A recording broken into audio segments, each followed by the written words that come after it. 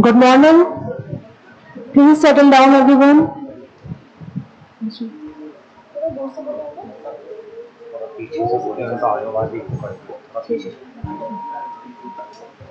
Good morning and welcome back. Good morning and welcome back, everyone.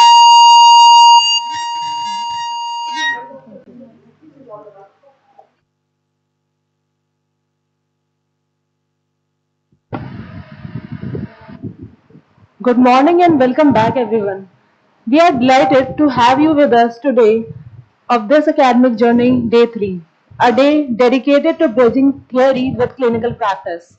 We hope you are ready for an engaging and enriching experience as we continue to explore the sleep of science with a practical lens. Let's begin. Today's session will focus on various sleep-related areas including sleep hygiene, sleep-related disorders, and polysomnography, one of the most essential tools in sleep diagnostics. Through hands-on practical exposure, we'll gain a deeper understanding of sleep patterns, physiological signals, and their interpretation in real-world clinical scenarios. It is our pleasure to welcome you to this engaging day of insightful learning led by none other than Dr. Christina Franz ma'am and Professor Zubia Wakar ma'am, experts in sleep physiotherapy. Today's session promised to enrich our understanding of sleep disorders and their practical management.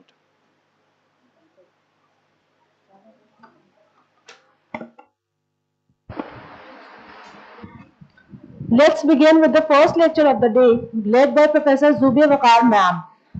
In this lecture, she will delve into the concepts of sleep health and sleep hygiene, which form the concepts of sleep preventive strategies for sleep disturbances.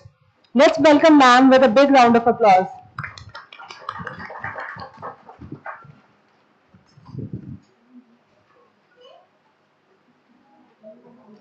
Okay, good morning everyone. I hope you all slept well yesterday. No? Who didn't sleep well yesterday?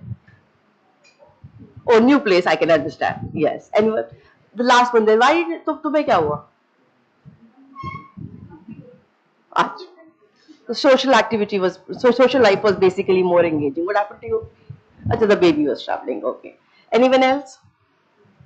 The rest everybody slept well. How has been your learning till now? Did you learn anything new in the 2 days that we've been here? Yes? Do you think it was engaging enough?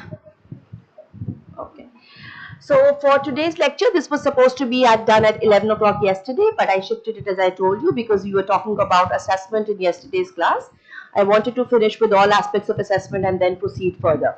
So we're going to be talking about sleep and then sleep hygiene. This will not be a very long lecture, but of course it is a more theoretical lecture. So I would want you not to sleep. Okay, I will try my best not to put you to sleep, but I would definitely want you all to find that sleep which might come in because it's very, very theoretical in nature. But the purpose of this lecture is, even though I know it is not a very, you can say, exciting as other things are, is because this is one of the most important aspects that you would be taking care of when you talk about advocacy. Okay, and as I told you yesterday also, that I want you all to be the spokesperson for the field. You all need to go back to your places and make small niche areas for yourself where you can function as sleep physiotherapists or sleep experts or sleep rehab experts. To do that, you first need a background as to what we are talking about and how will we proceed from there and what all areas are of important concern to us. So the lecture today would be divided into two parts. The first part, we will be talking about sleep health. So we basically talk about the differences in the sleep health and how would you want to divide the sleep health into, what do you understand by sleep health, and what are the problems with the WHO definition of health. That also we're going to delve into a little bit. And then the second part would be about sleep hygiene. Sleep hygiene, again, as Christina must have spoken to you yesterday, is one of the very important strategies which is used as a management strategy, especially when you are dealing with young adults, when you're dealing with people who do not have a diagnosed medical or clinical sleep disorder. In those conditions, sleep hygiene modifications become almost essential. So just preparing a handout, handing it over to your patients would be a great idea, and it is definitely going to bring you changes there also. Okay. So first of all, sleep health, as I said, there are certain questions which would come to your mind after you have attended the course or after 2 days. That first is, we have been talking about sleep. So what is the term called sleep health? Why is it important to understand? Now, when you put in the keywords of sleep and health in Google, you would get a number of articles. N number of articles would be there. But the moment you start screening them, you would realize that they're talking about sleep and health. Okay, so when they talk about sleep and health, what they basically mean is what is the relationship between sleep and health, which is a different area from which I want you to focus on today. Today we are talking about sleep health as a single component unit of sleep health, which basically means a component of health paradigm in understanding sleep. So first thing, as I said, is written here, is sleep health important? In my class, in my first class, when we were talking about physiotherapists and sleep, I showed you a study which was conducted in US, a massive study conducted in 2015, which tried to focus on the various sleep disorders in the general population, correlation with pain, what are the factors which are correlating, and how would things, how would pain management be better if sleep was managed accordingly. So from that time onwards, or rather before that onwards, there has been a movement where we are trying to define sleep health, and is it necessary, is it really necessary to associate sleep with only negativity? And that is exactly what we have been also doing since the past 2 days. We are trying to tell you that if sleep is not proper, then what is happening? So we are talking about sleep in a very negative connotation instead of it being a positive connotation. And in today's time, we're talking more of well-being is becoming a more important term. So wherever you go, whether you want to go to the gymnasium or you want to go to a place where you can practice, or when you're dealing with your patients, young adults, students, all these community lectures, all these things, when we're talking about, what are we actually focusing on is more between a positive relationship instead of being a negative relationship. So just to develop an idea where sleep health is also a component is the purpose. Secondly, can we define sleep health? Definition of health took almost 2000 years for health to be defined the way we are looking at it right now. And even now, there are people who are not very happy with the definition of health. Now, you're talking about about a condition, about, I would say, a paradigm which is almost non-existent. A very, very, very small group of professionals are the one who are actually working in this particular area. So when you're talking about it in that way, then can you actually define sleep health? Because the moment you talk about defining a thing, you are trying to understand the various aspects, factors, and everything has to be covered within that one definition. Otherwise, what will happen? There are certain aspects, if they are missed on, it would fail to become a part of that particular definition. As a result of it, they would fail to become a part of that entire structure that you were talking about. So defining a thing is one of the most difficult tasks. So is the sleep health definition important? That is what we are trying to answer. Thirdly, can we measure it? Every other aspect needs to be measured. Everything needs to be measured. As I said, in today's time, you need a subjective as well as objective examination. Most of you would have done or are in the process of doing some studies. Your teachers must have told you, or you must have decided that there are certain aspects that you want to cover. So there would be some objective measures that you've taken. There would be some subjective measures that you've taken. No study in today's time is completed only on subjective measures. You would always need to substantiate it by objective measures. So having said that, that would also mean that whatever we are talking about should be measurable. So if I am trying to bring up a new concept in front of you, there should also be a way to measure that concept. Hence, sleep health needs to be measurable. Then we talk about, does it matter if we do? Why would it matter? I want it from you. Why do you think sleep health should matter? Why should we define it? Why should it matter?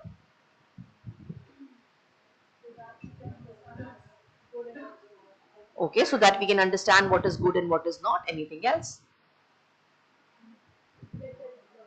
Sorry? Okay, the patient recovery is going to be better. Quality of life is going to be better. Anything else? Okay, okay.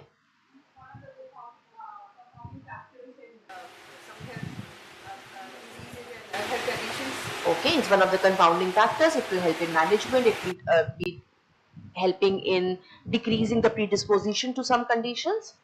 So basically what we are trying to tell you here is, or what you all are trying to tell me here is, again, something which is having with a negative connotation. We are all talking about a negative relationship in between. So if the sleep is poor, what is going to happen? That is what our focus has become. That is why it becomes important for you to assess sleep even for normals also. Okay, that is why we are talking about sleep health. That is why measuring it is becoming important. So isn't sleep health just the opposite of sleep problems or sleep deficiency? That is the natural thing that should be coming to our minds the moment you look at whatever we have spoken about till now in these last 5 minutes. So how is it different? Just absence of disease? But is that the way WHO has defined health? No. Health is not absence of disease. So similarly, sleep health can also not be absence of sleep disorder. Okay. So these are the basic questions where we are going to delve into. The first thing, let's talk about why. Sleep health is not simply an absence of a sleep disorder. As health is not simply an absence of disease, similarly, sleep health also is not an absence of a disorder. Now, this entire concept of sleep health came from the same people, the group which was working in Pittsburgh. Busey et al. Are the ones who came up with the entire idea of sleep health, and they worked on the idea that why sleep health is important and why is it essential and why should it be defined. So they came up with one of the articles in 2012 or 14, around that time, where they spoke about the concept of sleep health, and it came out as an idea where they talked about all these questions that I'm talking about right now, and from there they picked it up, and then you came up the National Sleep Foundation and American Sleep Association, they themselves came up with position statements regarding the same. And then eventually after that, what happened was that there was an area that was created where a lot of policy decisions were made, or rather proposed. I would not say made, I would say a number of policy decisions were proposed to consider sleep health as one of the paradigms. Okay, so sleep health, that is why, is not supposed to be only an absence of disease. Then it should be quantified degree within normal range. So what we are saying is, yesterday also we spoke about that the number of hours cannot be 5, 6, 4, 3. It is talking about a range where you say either 6 to 8 or you talk about 7 to 9. Based on the age groups, a little bit of variation is there, and based on authors also there is some amount of variation which is there.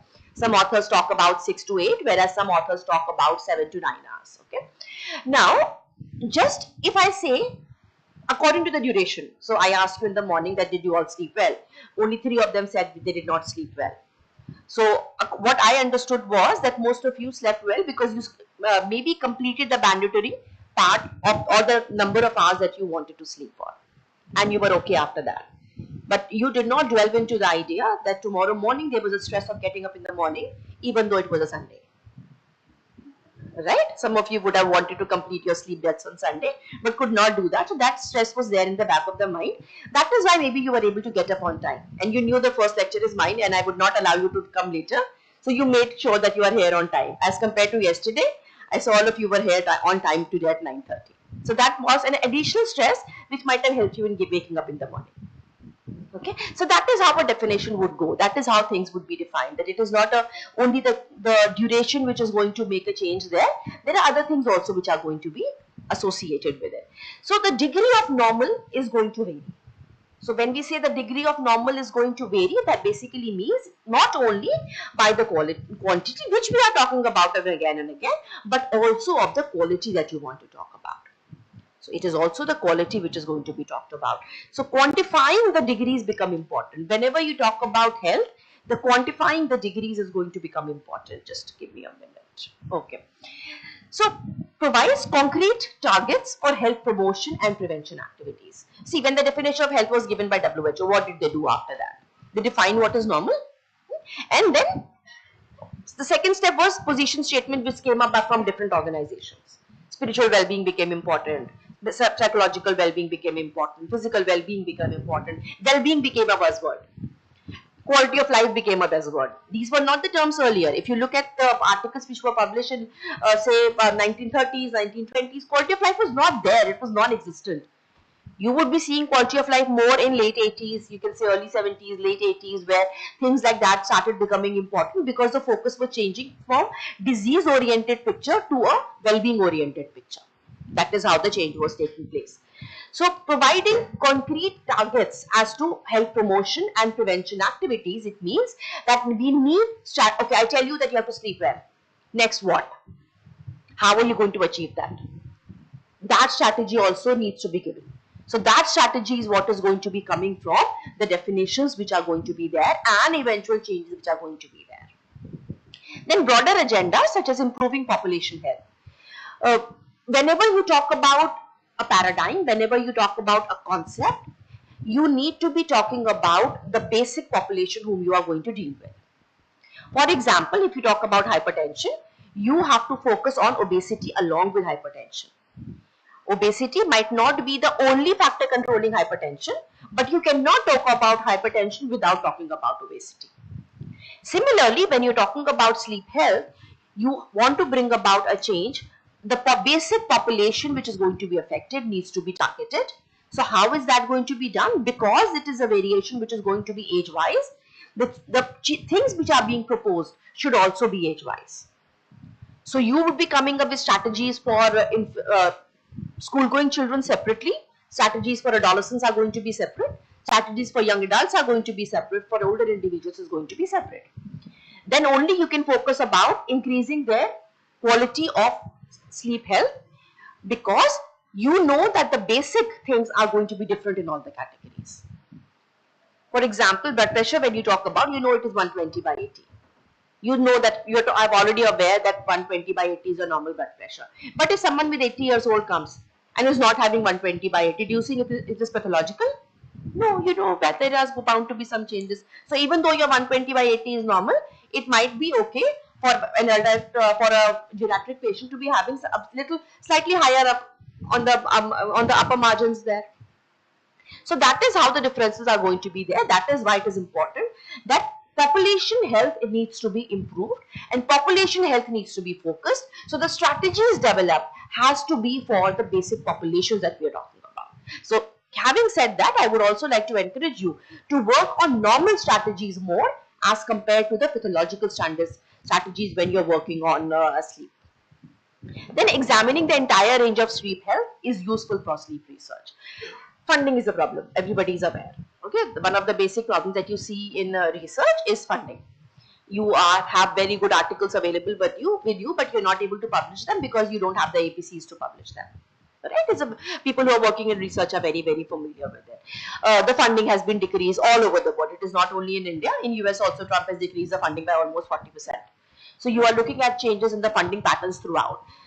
These are the, whenever you talk about well-being, that means you are talking about a drug category which is going to deal with well-being. What is that category? Things like melatonin.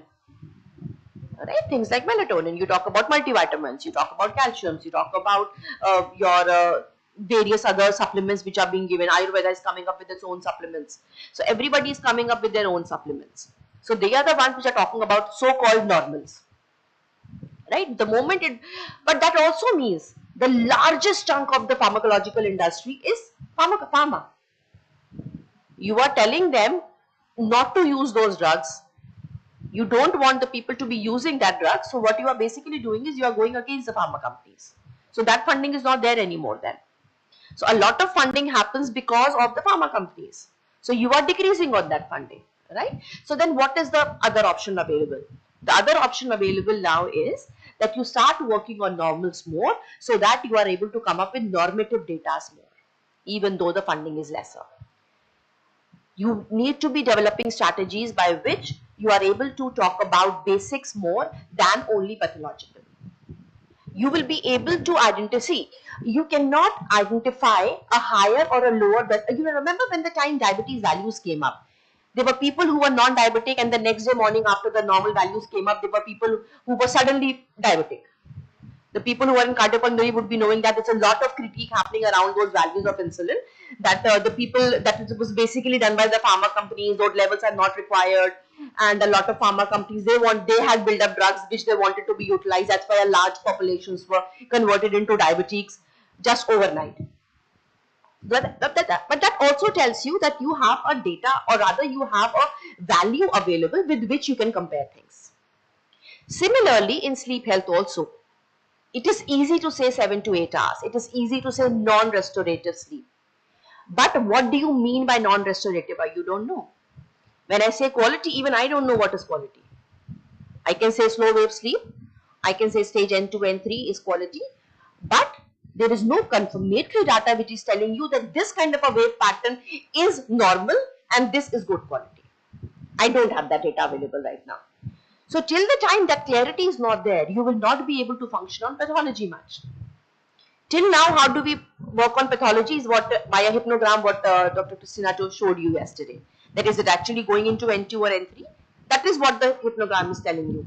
It is not talking about the number of pattern changes which are there, the number of changes which are happening there. Those things are not touched upon. Okay, so that is why the ranges of sleep health, you have to remember sleep research, that is why becomes important. Okay. Then let's talk about definitions first of all. You are familiar that WHO definition of sleep health is there, which talks about physical, mental and spiritual, psychological well-being. Those definitions were given. There was a lot of hue and cry after that definition came up. Even though you all have grown up looking at that definition and appreciating that definition also, because you said mental health is being talked about and spiritual health is being talked about, and it is not only mere absence of disease. That is how we all looked at it when you are studying. Because the definition came, of course, long back, but when we all started studying, that definition was in place. So that is how we have come up with understanding the concept of health. But there were a lot of people who did not agree with that definition. I would suggest that you all go back home and read a little bit about the critiques of that definition. So first definition, critique of the definition talked about there was no definition of good. Good was not defined, because good was not only absence of diseases. Good was not further defined. Those kind of clarities were not given. Then again, there was no normative data developed for that. You said that a subject should be having, or a human being or a healthy individual would be having a physical health, a mental health and well-being. Well-being was not defined. Okay, at that particular time, well-being was not defined. So there was basically a shift in the paradigm which took place. That is why, again, as I said earlier, well-being became a focus area, and it was not merely absence of disease. So there were four major models which are actually existing right now to understand health. First is the medical model. So in medical model, what do you talk about? Absence of disease. That is a typical model that you would be looking at. 99% of the physicians are looking at it in that fashion. So when you go to the physician, his first idea would be to find out a disease or a disorder. It would not be to find out whether you are normal or not, or whether you are healthy or not, or whether you are lying within the normal ranges or not. The focus would be to find out whether there is a disease or a disorder or not. So that is the understanding of the basic medical model. I think we work on a similar manner. The moment a patient tells you that there is a pain in the shoulder, you would be thinking of things which would lead to that pain in the shoulder, and instead of trying to understand that maybe the patient didn't sleep well yesterday night. That would be last thing which would be coming in your examination, because there was nothing else available. Then you might be thinking, oh, maybe the patient slept on that in the night on that shoulder, that is why it is paining. So most of us are working on that same medical model. The second one would be based on the World Health Organization model, which is based on the definition that we spoke about, where well-being becomes important. But again, well-being is not very well defined, but it is also said that well-being and health are correlated with each other. If the well-being is more, the health is going to be better. If the well-being is poorer, the health is going to be poorer. This is the concept from which you came up with the term healthy aging. The buzzword healthy aging, which you see a lot of times everywhere, especially on the yoga day and everywhere, you're talking about healthy aging. So what is healthy aging? Basically, someone who's going to age, you are accepting that aging is a normal physiological process. That a process which is, if it is healthy in nature, it is going to be healthy aging. But if you look at it carefully, what else did you say? Healthy aging leads to no disease later on. That is what we're talking about when you're talking about in totality. So somewhere you also associated health with an absence of disease or disorder. It did not stop at healthy and well-being. It went on to justify that absence of diseases is going to be associated. The moment you say that, I personally have a problem with that, because healthy aging does not mean absence of disease. Even if you had a very, very extremely healthy lifestyle, is it necessary that you will not have NEOA or you will not have an LBA? No, it is not necessary. All your changes are going to be any lesser in a, when you pick up a radiograph of a CSC is fine. It is not that case. Is every smoker having lung cancer? No. No, it is not there. So that means there is some other picture also into play, instead of just developing a fashion by which we are able to explain things which are related to disease and disorder. So third definition was wellness or role model. Here it emphasizes on function, integration of mind and body. So this system talks about them, absence of disease separate and a healthy lifestyle separate. This is separating out the two. And the last one is the environmental, which talks about body as a resilient mechanism.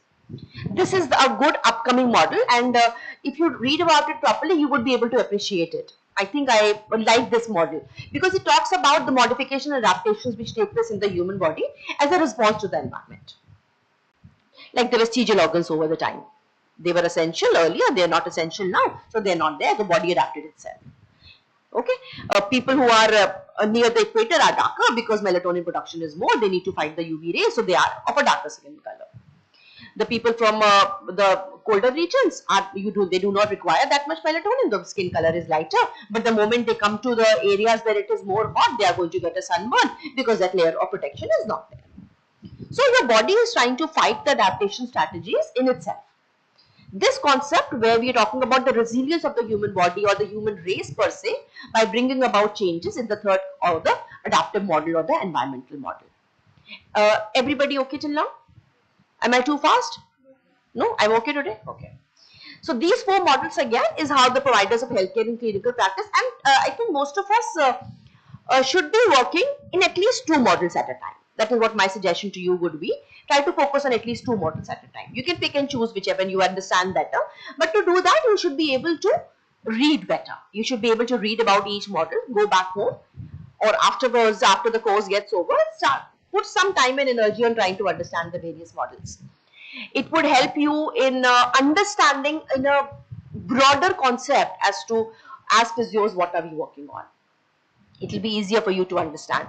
And then once you've identified at least two models, then the advantage would be that you would be able to correlate them with your patients better.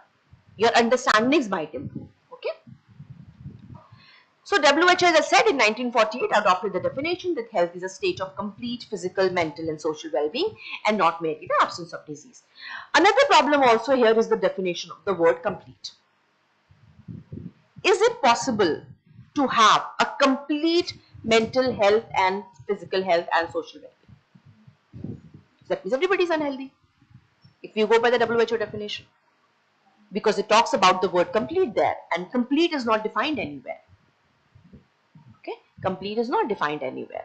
So if you look at it more closely, if you try to find out more closely, you will be able to understand the flaw which is there. Okay. So sleep health, first of all, it's multidimensional. Why would it be multidimensional? Because sleep in itself is multidimensional. That is what we've been talking about since the past 2 days.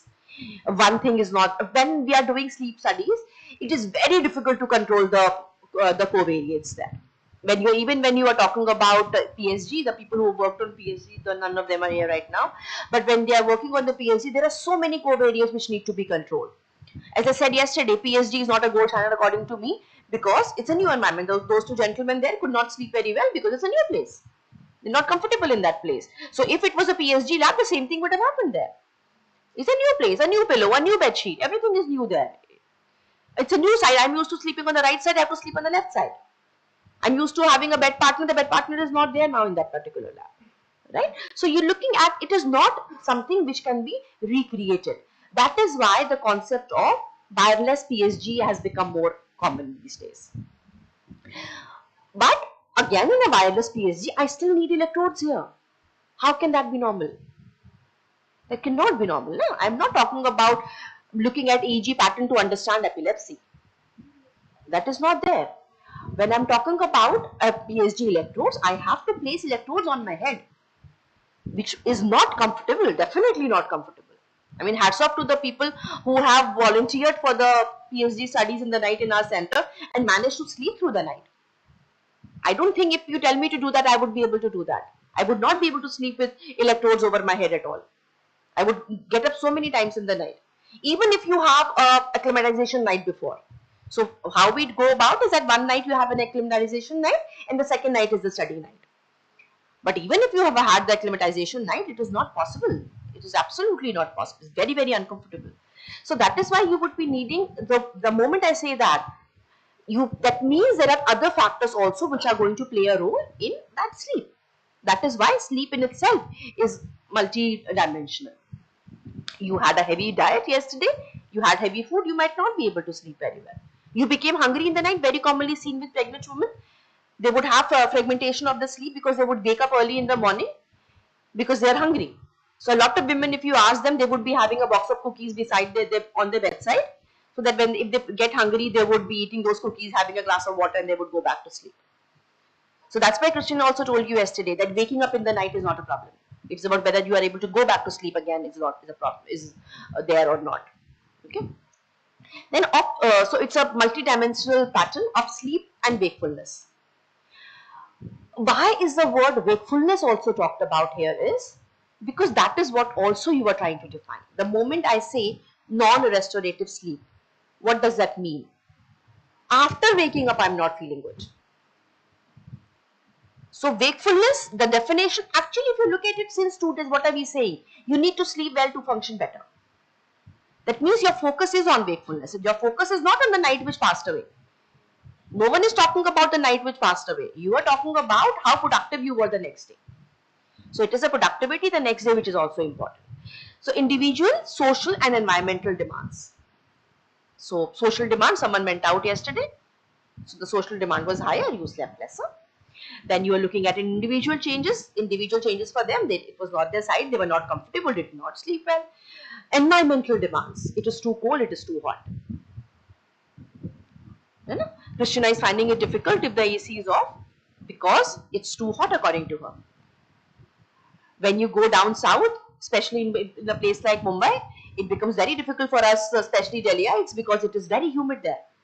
Even though it is lesser hot, but it is very humid. So I need the air conditioner on every time when I am in Mumbai. I cannot survive without it. It becomes too difficult for me. Going out becomes very difficult. So social environmental demands play a role that promote physical, mental well-being. You're talking about both the aspects here. Okay. Good sleep health is characterized by subjective satisfaction. This is extremely important for you to understand here. It is subjective. That also means satisfaction cannot be defined. It is not measurable. I can tell you to mark it on a 100 mm line and tell me how satisfied were you with your sleep. In the scales also which we discussed yesterday, the satisfaction level was measured by the line which was there, a 100 mm line to mark how satisfied you were. But it is subjective. So as I said, someone might be satisfied with a good 5-hour sleep. Now the definition of good is going to vary, whereas someone who has slept for 10 hours also might not be feeling good about it. So it is subjective in nature. Then it talks about appropriate timing, not 7 hours, not 8 hours. It is based on appropriate timing. Adequate duration. Duration means hours, timing means what time you are talking about. Okay? So you cannot tell me I'm sleeping at 2 o'clock in the night because I'm a night owl. You cannot say that, because that is absolutely against the circadian rhythm pattern. I think somewhere down the line we have understood the concept of owls and larks differently. Owls and larks does not mean they're going to be awake in the night and function during the day. It just meant that whether you are going to go to bed at 7 p.m. or it is going to be 10 p.m. or is it going to be 11 p.m. It does not mean it is going to be midnight. Okay. So an adequate duration, high efficiency. And what is efficiency? We talked about it is measured in PSQI, where you said for how much time you spend in bed and what time you actually go to sleep, multiplied by 100 would be giving you the percentage of efficiency. And sustained alertness during waking hours. What does that mean? Do you want to be awake, alert during waking hours? Yes. And at the same time, do you want to be drowsy during the waking hours? No, you don't want to be drowsy during the waking hours. If you sleep for 4 hours, will you be drowsy the next day? No, not necessary. It depends upon the individual. It might depend on the time of the day also. That's why ESS was there. So everybody is going to be having some amount of sleepiness during the day, which will be associated with the surroundings and environment and everything else. But otherwise, it just depends upon individual thing. So you want to be able to function the next day. So a good sleep health is characterized by subjective satisfaction, appropriate timing, adequate duration, high efficiency, and sustained alertness during waking hours. This is what we talked about, inferred from what is written on the top to a more concise thing when you look at the thing which is written below. It's a replication. It's an absolute replication from top, but I removed all the other jargon which was there and I concised it for you. I want you to just read through the second definition and see if there is any aspect of it which you want more clarification about.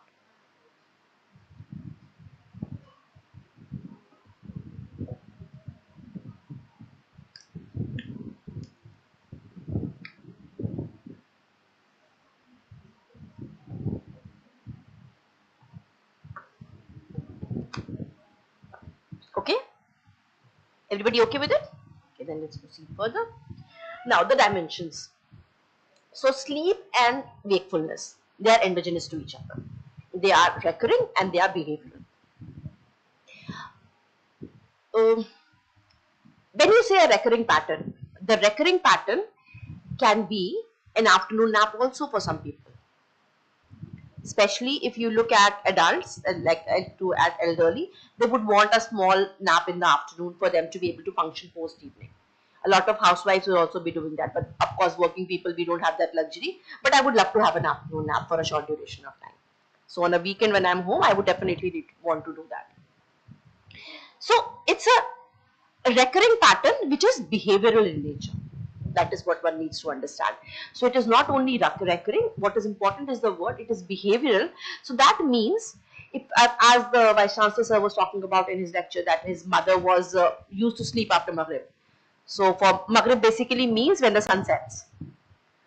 And in earlier times also, in India also, even now if you go to villages, if it is a proper village where people are not so much exposed to the social media and all that, in those areas you would find people roughly going to sleep after Isha prayer. That would be around 8, 8:15, 8:30 around, usually in most of the times. So they would there have their dinner after Maghrib, and after Isha they would go to sleep.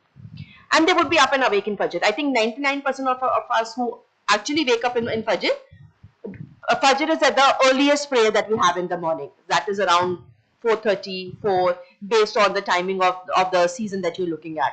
So we would get up in the morning, pray and go back to sleep again. Most of us. There would be some nice people who would get up at that time and do their work and are active at that time. Other than Ramzan, we get up in the morning and we sleep again.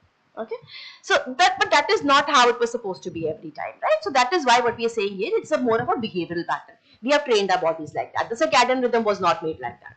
The circadian rhythm is totally and completely associated with the sunset and the sunrise timings, which is related, basically trying to tell you about the exposure to the light, not the blue light, the natural light that you're talking about. So the melatonin was secreted in the body in response to the presence of our absence of sunlight, not the blue light that we are exposed to much more these days. So it becomes behavioral, and it reflects coordinated changes in dynamic functional organization of the brain. I would suggest that you go through Ganong and have a look at the sleep chapter there. It explains about sleep physiology beautifully. One of the lovely explanations, and GIAN is another book which you can also have a look at. Other than that, any good book by maybe Jamia and all that, if you pick up about sleep, the initial chapters would always be about sleep. And we have already shared some neurobiology articles with you already, I think in the handout which is given to you. So neurobiology of the sleep becomes important, and it is important to understand even though we don't know it completely. But if you look at the complete picture of sleep, we don't know it completely. But neurobiology is one area which is, I would say, fairly well defined, fairly described pretty well. One area where a lot of work has already been done. So in neurobiology, you will be able to understand that there is a functional organization, that one thing leads to another. For example, core body temperature needs to go down, peripheral body temperature needs to go down. You are looking at a change in the sympathetic changes which are going to take place. There are certain parasympathetic changes which are going to take place. So step by step things will happen and your eyelids are going to droop. So there is a process associated along with it. Okay. So that is how the brain, that is the brain control part that we're talking about. So as a psychologist would say, the brain is separate and mind is separate. The problems that people usually face is because the mind is affected more. That is what you're trying to sort out more as compared to brain affected, which is more DSM-4 categorization that you talk about. Okay. So, and that optimizes physiology, behavior as well as health. Okay. The homeostatic and circadian processes regulate the propensity for wakefulness and sleep. So when you talk about, you are talking about two basic mechanisms here. One is homeostatic and other is the circadian rhythm pattern. So homeostatic mechanism plays a very important role because sleep is a method of homeostasis. That is where you are basically trying to maintain. But of course, as Malik sir had told in his class, that only 10% of his energy is actually restored during sleep. But rest of the time, you are actually trying to manage your homeostatic mechanisms, healing, and everything is taking place during that particular time. So it is basically a management and a balance in between the homeostatic as well as the circadian system. So within each level of analysis, sleep can be further characterized along multiple dimensions such as quantity, quality, and timing. So again, we are being repetitive here. Till yesterday, we were talking about quality and quantity. Now, when you look at it, I have added the word timing there also. So we are going to look into one additional thing, which is timing, which means it is also an important area. Because otherwise, what happens? If I tell you that you have to sleep for 6 hours, you can sleep at 2 o'clock in the night and add 6 hours to it, which might mean 9:30, 10. Right, because it's only the number of hours which need to be completed, that means. So that is why the timing is also additional factor that we have put in now when eventually we are trying to define sleep health. Any problems till now? Everybody okay? Okay. So conceptual model of sleep health when you talk about, okay, so there are going to be these 4 factors which are going to play a role. In this, a lot of people, when I eventually talk about disparities, okay, we'll talk about disparity when I go there. Let's talk about sleep dimensions first. So, according to Busey et al., they had identified these 5 things which were supposed to be the basic dimensions of sleep health. Okay? The first one is satisfaction. Then you have alertness, which is A. Then you have timing, which is T. Then you have efficiency and D. They call it sated.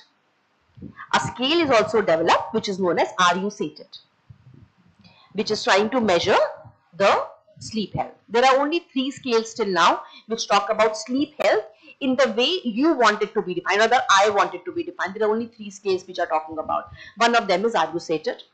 Okay, and one is Sleep Health Index, which is developed by National Sleep Society of America, but that is, I try to find it, but I think that scale is not easily available, or it is a paid scale or something. That's NHI I think is not available otherwise. So there are 2 scales which are used for a concept of understanding sleep health.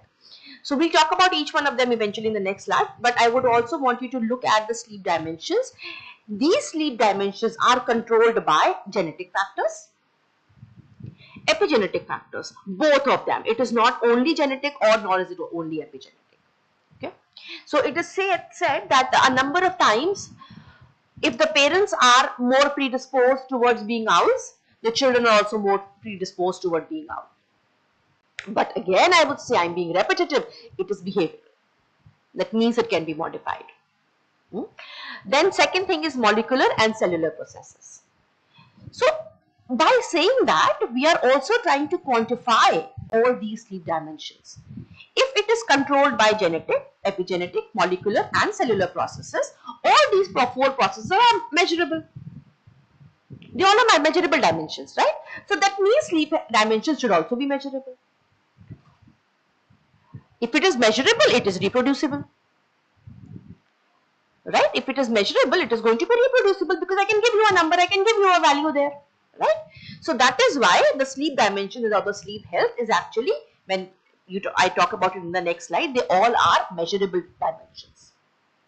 Then we go to system level processes. System level processes, you talk about the other things which are going to play a role. For example, inflammation, sympathetic nervous system, hormonal responses and neural activity responses. These are how these systems going to work. They're going to work based on these mechanisms, and then you are looking at its effect on health, disease and function. Anybody okay with this picture? Okay? Then proposed definitions, what all definitions were given by Bussy et al. And there are a few groups which have been working on it. So sleep health is multidimensional partner, as I said just now. Sleep equivalence adapted to individual, social, and environmental demands that promotes physical and mental well-being. So now another term here has been added, which is adapted. So that basically means the pattern needs to be adapted to or modified according to the individual, social and environmental demands. Okay? If suppose there is someone who lives in, if you go to a Mumbai chawl, there is a one room where the entire family and the children and the grandchildren and the grandparents, everybody is living in that one single room, right? And they're able to sleep. Some of you might be having your individual rooms. The moment a cousin comes and mother tells you to share the room, you have a lot of problem because you think you will not be able to sleep. So this is an environmental demand placed over you. You are able to modify it, right? Similarly, when you talk about a thing like a social area, social changes, social structures which are going to be different, and individualistic preferences. Like some people are there who can sleep wherever you tell them to sleep without any hassle at all. Whereas some of them would want their own bed, their own pillow, their own sheet. How clean I have to wash my feet before I go to sleep. I have to clean my bed. I need a new bed sheet over my bed before I go to sleep. Others would not mind. Christina showed you a picture yesterday. The person is sleeping there, right? So good sleep health is basically characterized by subjective satisfaction, appropriate timing, adequate definition, high efficiency, and sustained alertness.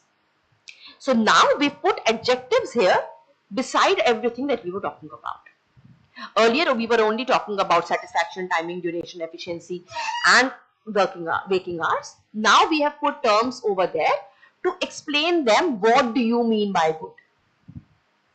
That good is defined now. Okay, so here it would mean a subjective amount of satisfaction should be there. I personally should be satisfied, not you. I am sleeping, I have to be satisfied. Okay, then timing has to be appropriate, duration has to be adequate, that is within the range according to the age that you're talking about. Efficiency should be higher, usually more than 85% of efficiency is what you're looking for, and alertness should be there during waking hours. You do not need to be 100% awake during waking hours. There is bound to be different amount of propensities which are going to be there. So based on the propensity, based on the situation, you would expect yourself to be fairly awake. That is why we are using the word alertness during waking hours. Of course, when I'm driving, I'm not supposed to be sleeping, right? I'm not supposed to be sleeping during that time. If there's a red light, I would not sleep at that point of time. But after a heavy lunch, if you're feeling sleepy, I can tell you to go take a walk through. Students here who have attended my class, they know most of the times in the 145 plus, she's smiling. How many times do I have to tell the students, go wash your face and come? Other teachers might tell them to go out of the class. I don't do that. I tell them, go wash your face and come. So that means you were sleeping. Okay, so because that is an understandable thing, that after you have had your lunch or you have had a leisure period in the middle, you would want to take some rest, and the lectures become static, and the propensity to sleep is more in a theory class as compared to a practical class, of course. So the definition recognizes the sleep health is being best understood in the context of individual, social and environmental demand. That is, a good sleep health may not look the same in every situation and for every individual. So the problem which came with the definition of health is not there now. Okay, because you have made it individual according to situation. So everybody's definition of sleep health would be different. So everybody can be normal, immaterial of the characteristics being different. Okay? Everybody okay? The last line I want you to read once again and see if it is clear or not. If you are able to understand it or not.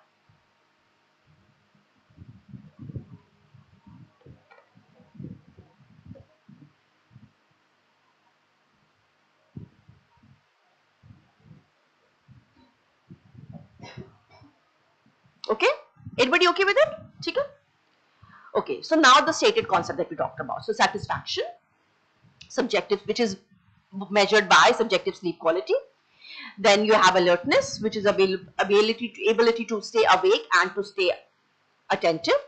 It is also important that awake and attentive are two different terms. You might be awake, but you might not be attentive. Okay? So that necessarily is not the definition of, I would say, sleep health. What I mean by alertness here is you are able to respond to a situation. So for example, if I ask a question, I would expect you to answer, right? Because you are supposed to be alert in this particular situation. But if you're sitting and thinking like that, and I ask you a question, that's okay. You were maybe not alert, but that doesn't mean that you did not sleep very well. You were alert because you were sitting here. Alertness is also related to paying attention. This is not what alertness we are talking about here. Alertness and paying attention are two different things. If, for example, we have an earthquake suddenly, you will be able to move out. That is alertness. Okay, na? So alertness is not necessarily paying attention. You should be able to differentiate. You understand that difference? Everybody? Okay, alertness and paying attention is okay? Okay. So then timing, the sleep placement in a 24-hour cycle, efficiency, proportion of times that you sleep in the bed, duration, the total sleep time. Okay. That is the basic concept of SATED, and SATED is how you are measuring sleep health as of now. Because the concept itself was developed by WC et al., they are coming up with their own concept. Maybe after 20 years this could change. I am not saying that this is the fixed concept, but according to the authors who are the ones who have coined the term, this is how it is going to proceed. So first thing, what are the indicators? Why should they be the ones? The first thing is they should be associated with a health outcome. Anything which you are trying to define should be associated with a health outcome, because you are using the word sleep health over there. So the outcome has to be there. So albeit with some different outcomes for each dimension would become having a different health outcome, but each one of them is associated with a health outcome. For example, satisfaction. Alertness is going to decrease if the satisfaction is not there. You would feel uneasy during the day. It will be difficult for you to pay attention to anything, even though you want to pay attention to. So that is how a difference that is going to be there. Second, they can be expressed in positive terms. This is very important, because that was the basic difference that we're looking at in the WHO definition of health. It was more negatively worded as compared to a positively worded, because the moment you say the word complete, it becomes negative according to me, because complete is a paradigm. Complete is a myth. There is nothing called complete. There is nothing which is complete. So it is a total myth which is going to be there. So that is a more negatively worded. So here you're talking about positive terms more. So that also means there would be someone who is going to be having a good sleep health according to the standard or the values that you are talking about.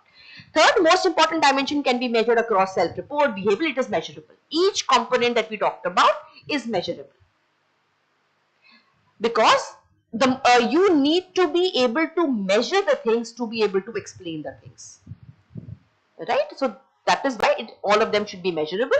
Finally, each dimension has a good face validity and ecological validity. Of course, you're talking about validity and reliability, what we spoke about yesterday. So this is the scale. Are you sated? So the original questionnaire contains 5 questions, each related. This I think we put there. The scale is there. Are you sated is there in the booklet? I think it is not there. You can look for it. It was not available freely, but the students, some of them have done our study, so we do have a scale. If you want a copy of that, you can ask Iram or Jenny about it. They would be able to provide it to you. So the original questionnaire consists of 5 questions, each related to the frequency of meeting one dimension of sleep health. Each item varies from 0 to 2. 0 means never, and 2 means rarely, 1 means sometimes. And the total score ranges from 0 to 10 points, 0 being the minimum, and the 10 means the best one that you have. And the final total is done by adding everything together. So this is the questionnaire which is there. You want a copy of it, or you can just click a picture if you want. So satisfaction, you're talking about it in the terms of measured over here. Then you have alertness. Do you stay awake all day without dozing off? Acha, what is the meaning of dozing and sleeping? They are two different things. Dozing means you are sitting and you are dozing off. Napping is going to the bed with a prepared intention of going to sleep. That is napping. That is not dozing off. Dozing off basically means when the intention to sleep was not there. And napping means there was an intention to sleep. Okay. Then are you asleep for or trying to sleep between 2 a.m. to 4 a.m.? That question can be looked at in two manners. One is you are trying to go to sleep at 2 o'clock, you did not sleep before that, or you awake at that particular point of time. Because most of the patients who are coming to you in the clinic with poor sleep are going to say that they wake up in the middle of the night, which is usually in between these times, between 2 to 4, 2 to 3. That is the time they would usually want suddenly wake up. Then do you spend less than 30 minutes awake in the night? This includes the time that taken to fall asleep or awakenings from the sleep. Duration, do you sleep between 8 hours to the day, and roughly speaking about that. Total of all the items range from 0 to 10, with 0 means sloop health and 10 means good health. The final score is going to be defined by that. So this scale is called argusated. So now, having looked at that, now let's talk a little bit about the research. So sleep health intervention, this was a good article. You can have a look at a very thick article, but most of it is tables. So if you want to ignore the tables, you can ignore the tables. But it's a good article to read. It's an umbrella review. So when we say, do you understand an umbrella review? A review of meta-analysis itself. A review done on the meta-analysis is known as an umbrella review. So they talked about these interventions which have shown to be effective in promoting sleep health. So now after defining sleep health, we are trying now to find out the interventions by virtue of which you can improve the sleep health. Because remember the first slide that I said you have to come up with strategies and policies to improve the concept also if you're talking about it. There has to be a statement which tells you how are you going to work on it. So sleep education, there were 17 studies which were quoted by this particular review, and by this review showed increase in sleep related knowledge. This was not accompanied by a change in sleep related behavior or sleep quality or duration, okay, which is unlike the expectations. You would want someone to be able to sleep better because you have explained it to them the importance of sleep. But a drawback in this particular aspect of it can be because most of the studies which were done on adolescents and on school going children. Most of the studies. So maybe that was a drawback of the study. Maybe that is why they didn't get the result. With some sleep education interventions demonstrated small positive impact on sleep duration or quality, the results were quite mixed over there. The second is the behavioral change method, most commonly used in infant children, supposed to be one of the most effective methods. You must have seen children around you, infants around you who are awake in the whole night and sleep during the day. Mothers are totally hassled and then elderly tells them, don't worry, they will learn. So that learning is behavior. So when I was immediately after I got married, I went to Germany for 2 years or so. My daughter was around 1 year or so at that particular point of time. And according to my Indian standards, I was very happy. I used to put her to bed by 9 o'clock. When I went to Germany, I realized children sleep at 6 o'clock. So everybody told me that my daughter has ADHD. She was diagnosed as ADHD when we went to Germany because she was moving around and she was fully awake between 6 to 9, whereas their children were fast in beds. And the children used to not even get up in the night. So if the parents had to go for dinner, the children were at home sleeping and the parents were out for dinner. And for us, unimaginable that you leave a 1-year-old child at home alone. And so that is how the differences are also there. So infants and children, one of the behavioral methods that what you teach them, that even though they are crying, they are yelling, they are doing whatever, you put them to bed at a certain time. Then you are trying to associate certain behaviors with sleeping. For example, brushing your teeth, wearing your pajamas, reading a book. Those things are associated with sleeping. So then what happens? As a result of it, the brain also understands, okay, that this process is coming, so I am going to sleep now. The same thing holds true for you also. That a lot of you would be not to be able to sleep in your regular clothes. You need to wear your night dresses to sleep. Right? You need to brush your teeth before you go to sleep. So a lot of these things are what you have inherited from what was taught to you earlier when you were a child. So standardized bedtimes, scheduled awakenings, positive routines. What is the meaning of a positive routine? Positive parenting is the buzzword these days. What do you mean by positive parent? Positive routine basically means you are not going to yell or shout on them if they don't have a positive routine, but they would be rewarded if they are having a positive behavior. मेरे ख्याल से तो बच्चे बदतमीज हो जाते हैं, उनको ना मारो तो, but अभी तो यही चल रहा है कि हाथ मत लगाओ, ठीक है ना? So the positive thing, you have to give them a reward if they're talking about something nicer. Okay, so don't hit them, don't shout on them. Mine gets scolded even now when she's 22, but that's a part. Sorry, I can't change. Yesterday only she told me that you yell too much. I said it's okay, ignore. Okay, so that, you are talking about positive routines, controlled and comforting environments, and gradual extension. That is, parents leave children alone for extended periods, ignoring protests as cries also. Okay, so overall, there is a substantial evidence that BCM in infants and children managed by parents most of the times is very effective, and it's shown an improvement in the sleep quality as well as duration. There is also encouraging but more limited evidence for other populations. Okay, so that is what a lot of times CBT is working on. It's again a behavioral method, but again we are talking about CBT separately also. Then relaxation. Relaxation is what I think Krishna also spoke out to you about yesterday in detail. This is one area where most of us are working. Tarushi is not here today, but one of our PhD scholars, she worked on improving the, so she basically tried to change the behavior by teaching relaxation techniques to the subjects who were having poor sleep, and she found some positive results after the relaxation. So the strongest evidence in this category was for listening to relaxing music, supported by a meta-analysis also. Okay.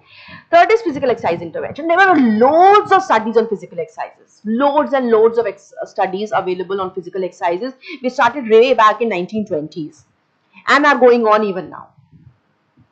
And the reason behind that is, according to my understanding, is that because exercise in itself is not fixed. Every day one new exercise is coming up. When I was studying, concurrent exercise training was not there.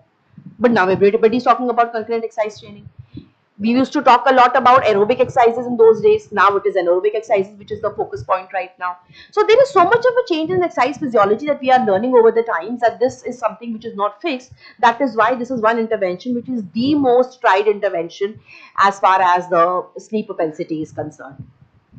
So physical exercise interventions have shown promising improvements in duration and quality, but the sample sizes in these reviews were mostly smaller, and the population-based work needs to be done more. Then aromatherapy or massage, again some evidence is available, and a lot of time you would see the people who are working on Reiki and alternative therapies more, and Tai Chi and all that, they have promoted aromatherapy and massage quite a lot, and there some of them have shown good results also. Then we come to mind-body exercises. Mind-body exercises basically are the ones where you talk about things like yoga and Tai Chi, where you talk about a collaboration between that, the mind, the so-called mindset, psychological mind, needs to be in association or in tandem with the body, then only the effects are going to be better. So controlling the meditation techniques and all that is going to be covered here, and they have shown mixed result, more towards leaning towards the positive side, I would say. Then sleep health disparity. Health disparity already is existing. आपको पता है कि अगर आप if you go to AIMS, most of you would not want to go to AIMS unless you don't have a contact there, right? You would not prefer to go to AIMS. You would prefer to go to Max or Holy Family or Escorts nearby. But why is that difference there? The difference should not be there.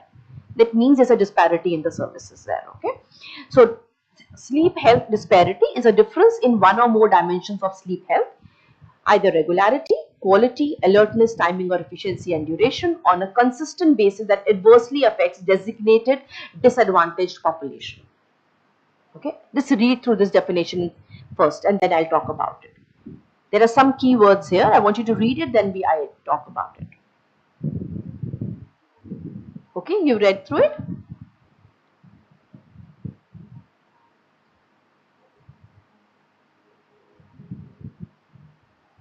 Okay. So what is the key term according to me here is the disadvantaged population. A disadvantaged population is the socio-ecological disadvantaged population.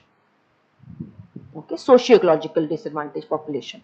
So that is why sleep disparity is also a socio-ecological parameter, or there is a model by which you can explain the disparity, which is a socio-ecological model which is there.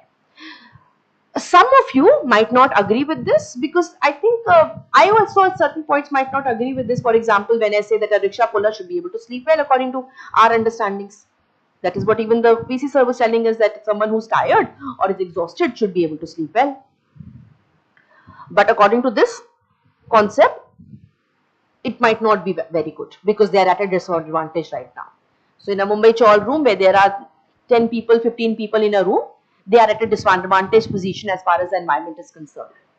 So there, if the person is coming to you with a sleep problem, they should be more addressed to as compared to someone who has an individual room and an air condition to sleep in. That is what disadvantage is all about. So health disparity is a health difference that adversely affects a defined disadvantaged population based on one or more health outcomes. So you're talking about higher incidence or prevalence of disease, including early onset or more aggressive progressions. Now studies are also showing that the disadvantaged population has more anxiety and depression, which was not the case earlier. Earlier you used to say na ki the rickshaw wala sleeps the best. They are the ones who are not bothered about it. they are the ones who are earning every day and spending every day, and they are okay with it. But the reason behind that was they are not a focus of research. No one wants to work on them because that is not getting the money. It's as simple as that. It is not getting the money. Now there are a few studies which are being conducted, like women, for example, where women were supposed to be a socially disadvantaged population, and a lot of studies, if you read research in the early 1900s research, 1910, 20, women studies are not there. There's a boom in women studies when? After menopause got recognized. Because that is the time pharma market came into picture. That is the time suddenly the women articles which you read would only be obs and gynae. Women health was supposed to be obs and gynae. A lot of people in the villages, if you go to, or if the smaller towns or lower middle class strata, according to them, women need to go to the doctor, to a female doctor. What is a female doctor? Female doctor is a gynecologist. That is the only health aspect which is covered on. So that is why women are also considered to be in a disadvantaged section. So a lot of studies on sleep health in sleep are not there as far as the women are concerned.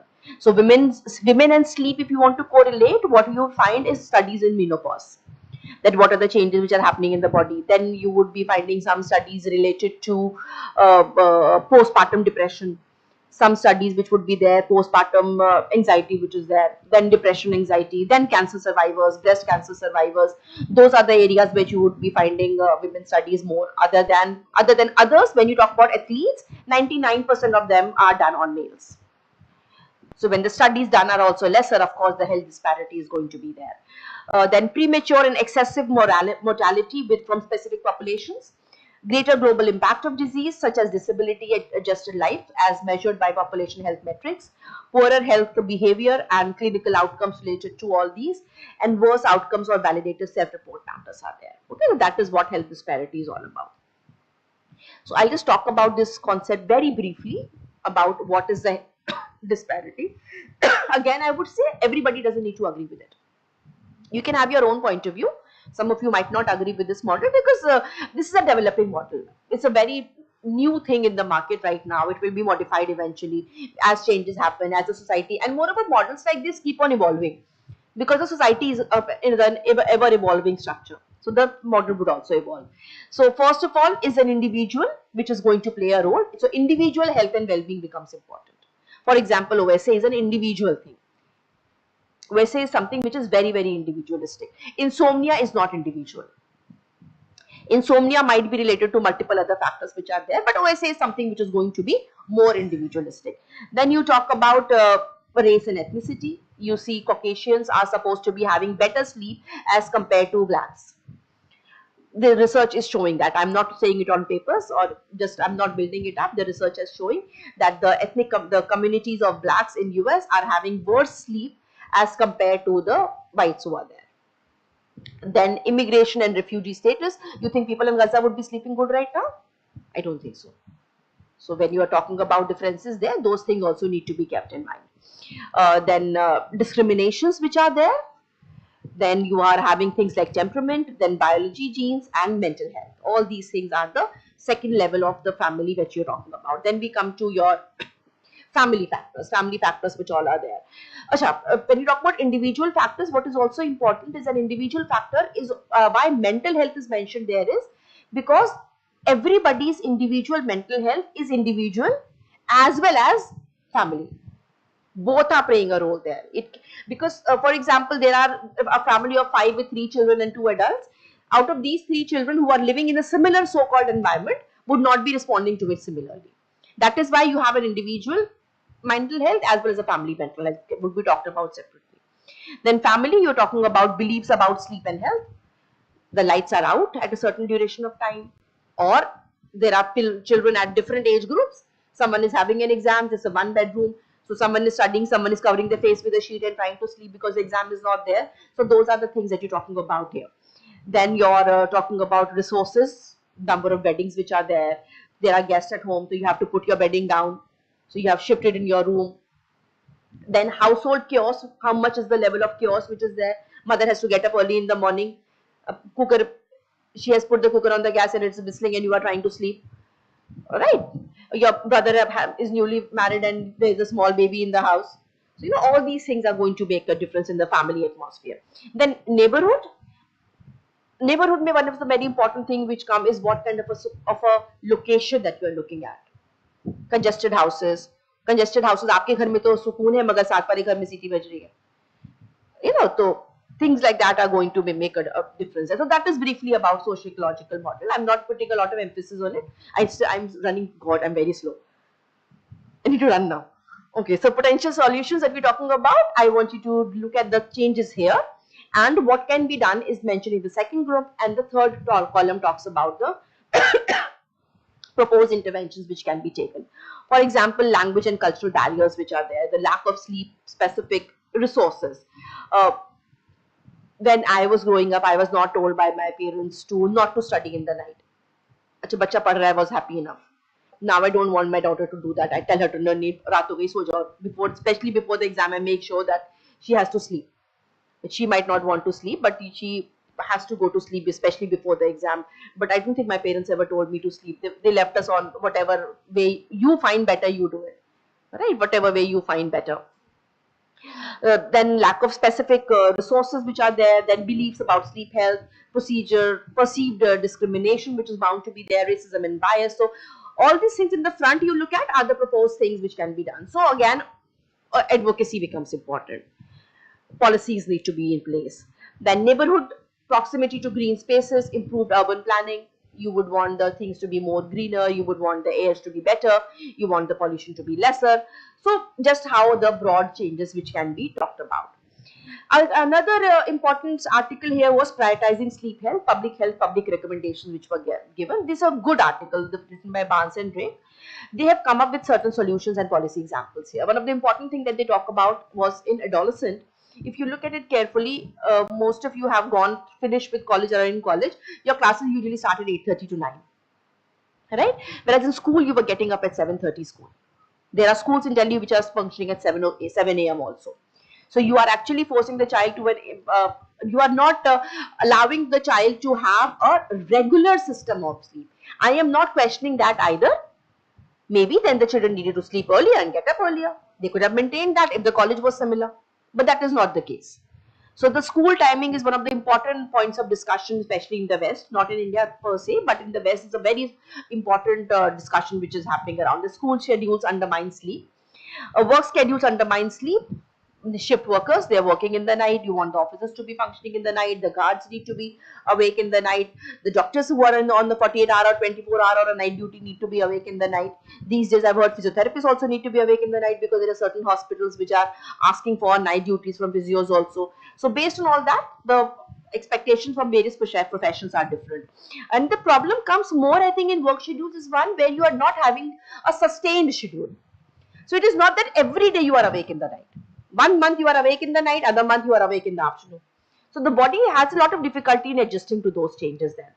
Then day saving policy according to these, you are familiar with the day saving policy? In Europe, and what they do is they decrease 1 hour when the winters come. ठीक है, तो उसकी वजह से क्या होता है कि आपका वर्किंग आवर्स जो होते हैं वो चेंज हो जाते हैं. Your body circadian clock is not changing, but the number of hours is changing because they're trying to work on saving the daylight because the sun sets much earlier. So basically they're starting the day earlier when the winters are there. Okay, so that kind of a system is not very acceptable system to a number of them. Then poor access to education regarding sleep, and poor access to treatment for sleep disorders. In India especially, the problem is that a psychiatrist is dealing with sleep disorder, and going to a psychiatrist is a taboo even now. I still remember there was a student who was according to me having quite a lot of depression. I talked to their parents and I told them to go and take the child to a psychiatrist so that some intervention can be done. They got really offended that how dare you tell me to take my child to a psychiatrist. And this is about an educated set of parents who are staying in Delhi, which is a privilege, I would say, would be exposed to a number of things. So the going to a psychiatrist is not something acceptable even in today's time. You might think that because we are talking about it openly, that it is acceptable. Sorry to say, it is not acceptable even now. So the access to sleep disorders is and moreover it is not identified, especially for elderly. Elderly, you are expecting them to sleep poorer. A lot of people would expect the elderly to sleep poorer. And elderly themselves also expect themselves to sleep poorer. So areas of disparity, you are looking at insufficient sleep and quality is going to be there. Then there is sleep apnea, which is going to be different in all, and pediatric sleep patterns are going to be different. These are the areas of disparity. Research strategies, I think I'm just going to skip this because I am running out of time. Then we talk about sleep hygiene. So that is the one part. Everybody okay with sleep health now? Are you able to understand the concept now? Everybody okay? Any problems, any doubts, anything which you want to ask me? Yes, please. Hmm. Hmm.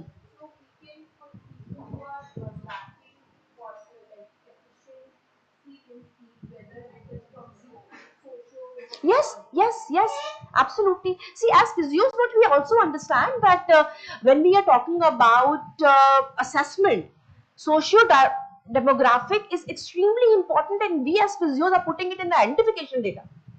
We are not assessing it down below. Before history, we are talking about the social history. That means as a profession in itself, we play a lot of emphasis on that. And that is the same thing how you would expect to be placing on this also.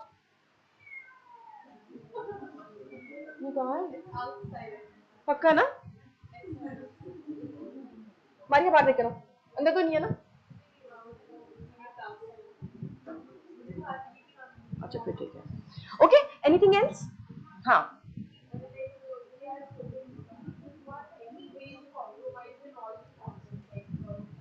not all either or hmm.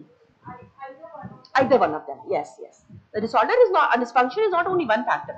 It is either or. It is at least one of the factor, one or more of the factors should be affected.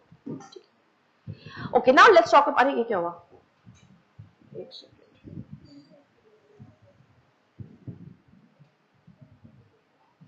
Okay, so sleep hygiene. Sleep hygiene is just a set of behavioral tools which are there. A set of rules which are made to modify the behavior is sleep hygiene. What is hygiene? Cleanliness. So having a better pattern to sleep or having a clean sleep is sleep hygiene was all about. So this term was coined by Peter Horry in 1977, and he basically developed. There is no documented thing कि ये sleep hygiene है. Everybody has come up with their own thing. So there is nothing right, there is nothing wrong. Okay, that is the first thing which you need to understand. That sleep hygiene is not a scale, it is not an index. Sleep hygiene index is a method of measuring sleep hygiene, but sleep hygiene in itself is not, it's a concept more than a set of rules. Okay, so he came up with his own rules, and these rules have been considered for basic sleep hygiene methods over the times. More recently, it has been found that Paulo Menticozzo, who came up with this idea earlier than Peter Horry. But father of sleep hygiene is supposed to be Peter Horry, and Peter Horry itself actually talked about sleep hygiene because according to him, he did not get a better term than that. So he just coined the term randomly. It is not that a lot of thinking went into it, because he could not get a better term than that he coined the term of sleep hygiene. So these are basically a set of rules how to sleep better at night, and these rules target lifestyle, environmental factors that can influence the sleep. The best treatment for known improvement in sleep is this. As I told you yesterday also, that sleep hygiene is one strategy which you can apply for all your patients, and it is bound to give you a result. There is no mixed reviews regarding this. Of course, if you're talking about a diagnosed sleep disorder according to DSM-4 guidelines, there the pattern is going to be different. There it is going to be one of the adjunct features. But for a regular patient with a dysfunction, you can use it as one of the treatment strategies also. So sleep hygiene may be conceptualized as practices which are relating to sleep routine, stimulus control, health, environmental, and cognitive and affective variables. Let's talk about each one of them first of all. So first we talk about a routine. The body understands routine. As physios, as medical professionals, you need to understand this very well. Body understands only routine. It does not like it if the routine is not followed. Simple. There is no discussion over this. So if you are used to sleeping at 9:30 in the night, you have to sleep at 9:30 in the night, immaterial of your social gatherings, immaterial of it being a weekend, immaterial of your exam going on, because the body doesn't understand anything other than that. That is how you train your body also. That is how you train your body also, that by following a routine. So when you are talking about your strategies for patient compliance, what do you tell the patient? For a change to become permanent, it has to be followed for minimum 3 weeks. It's a basic technique for patients where you're looking at a poor compliance for exercises. You tell them that follow it for 3 weeks. The 4th week would become easier. And the most difficult week is basically the 2nd week. So that is the same thing which holds true here also, that when you're talking about a strategy, the body understands routine. Fix to a routine, stick to a routine.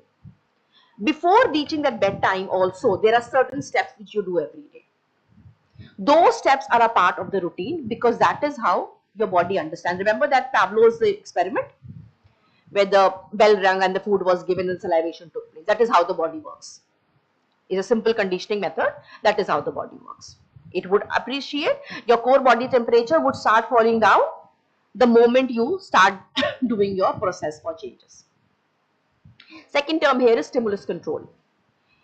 Even if you are in bed, but you have a stimulus, you will not be able to sleep. That stimulus can be a noise coming from the air conditioner. The stimulus can be a switched on TV. The stimulus can be light which is coming from under your closed door because someone else in your house is still studying. Or of course the mobile and the social media, whatever, the blue light which is being emitted by your phone and tablets and the television. All these are the stimuluses. As Christina also told you yesterday, the bed is a sacred place and should be associated with a single activity. Because that is how conditioning of the brain takes place. Because you are associating the bed with a single factor, so a single factor change is going to be there. Then comes your health. If you're unwell, if you're having a headache, it will be difficult to sleep. So those factors need to be controlled. Then environment, we've talked about it. Cool, hot, too hot, wearing socks, all these things are there. Then cognitive and affective variables, how excited you are just before going to bed. For example, you have your exam the next day and you've taken out 5 hours that I need to sleep for this 5 hours. It will be very difficult. You'll have a very poor sleep efficiency that day because your mind is already occupied with the things. So cognitively you are more active at that point of time, or you were stressed because of some other thing, or something happened just before you were going to sleep, or you have had a stressful day. Okay. So sleep hygiene may be described as practices again, as I said, to facilitate sleep and avoiding behavior. So these are the two definitions given by two different people. The Maston group is one which has done a lot of work on sleep hygiene, and they have their own set of rules and a number of studies, the various populations they have studied. One of the group which has worked extensively on sleep hygiene is the first definition which has been given there. Now, these are the precipitating factors to a poor sleep hygiene. There are two kinds of factors. One would be lifestyle, one is environment. Environment is small, lifestyle is huge. So why is that the case? Because you are talking about sleep hygiene as a behavior practice. Behavior would be a response to the lifestyle. Okay? Behavior would always be a response to the lifestyle. Of course, if I'm going in a train and I'm trying to sleep, it is going to be difficult because the environment is not the same. But the problem arises when I'm not able to sleep on my bed, in my room, when there is no other environmental factor which is developing. It is troubling me. That is what sleep dysfunction is all about. You don't come, your patient doesn't tell you that I'm not able to sleep well and I slept in the train yesterday night and I didn't sleep very well. Is that a problem? No, that is not going to be a problem. Because you know that environmental factors are going to be different and those cannot be modified. The modification that you're looking for is from the lifestyle factors. Lifestyle means, now, when I come to the next, we are almost done. So when we are coming to the other factors which are there, the other thing which you're trying, as I said, there are no set rules. So what has been done, various studies have been conducted, meta-analysis has been conducted, and people have identified which are the factors which are most studied in sleep hygiene. That is how the rules are also formed, that most studied factors are basically the ones. So these are listed usually, I think, in the order of most studied factors. So caffeine is the most studied factor. What is the effect of caffeine before, of consumption of caffeine before going to sleep, or 2 hours before going to sleep, or 3 hours before going to sleep? This is one of the most studied on factor. Then alcohol, then nicotine, then you have dietary intake. Dietary intake again we talk about in sleep hygiene. That all these factors are the ones which have been talked about in sleep hygiene. That how much time difference should be there in between your sleep and your food intake. That's why you would see that a lot of people who are on a diet would not want to see and eat anything after sunset. No food after sunset is a very normal statement given by dietitians these days. Okay. Then you have anxiety and stresses. Then you have your stressed life events. Okay, anxiety and stress and stressful life events are two different things. Anxiety and stress is individual. Life event is more family and society and culture. Okay, so a stressful life event and you are feeling stressed because of a stressful life event is not individual. For example, there's a death in the family. You are bound to be stressful because of that. If you are not stressed because of that, that might be a problem. That you are, people would say that you are apathetic. Right? So a life event is another thing and individual anxiety and depression is another thing. That's why they've being mentioned separately. Then irregular sleep wake timings, daytime naps, intensive training and competitions, travel fatigue, jet lag, and social and academic family environment and all that. So these are the things which are most commonly talked about in sleep schedule. First thing that you talk about is duration. That you need to go to bed between 6 to 8 hours or 7 to 9 hours, whichever idea you agree with more. Schedule has to be fixed. You talk about going to bed at a particular time, waking up at a particular time, immaterial of the surroundings, the environment, the other changes which are there. Exercise should be done. If you exercise well, the studies have shown that increased physical activity status leads to better sleep. There are studies which have shown exercises done till 2 hours prior to bed have shown good results, but there is a small body of evidence which is also showing that exercises done just prior to sleeping have affected the sleep quality. A small body of evidence is there for regarding that also. So I would prefer to tell my patients not to exercise too much, at least 1 or 2 hours before. So there is a trend these days where young people go to gym in the night. Because they're working during the day, they would want to go to the gym in the night. That, according to me, would be a little deleterious as far as sleep is concerned. If you're able to manage it, great. But otherwise, try to decrease that and have some kind of a difference in between the two. And by talking about this, I am not talking about a regular walk which is recommended after your dinner.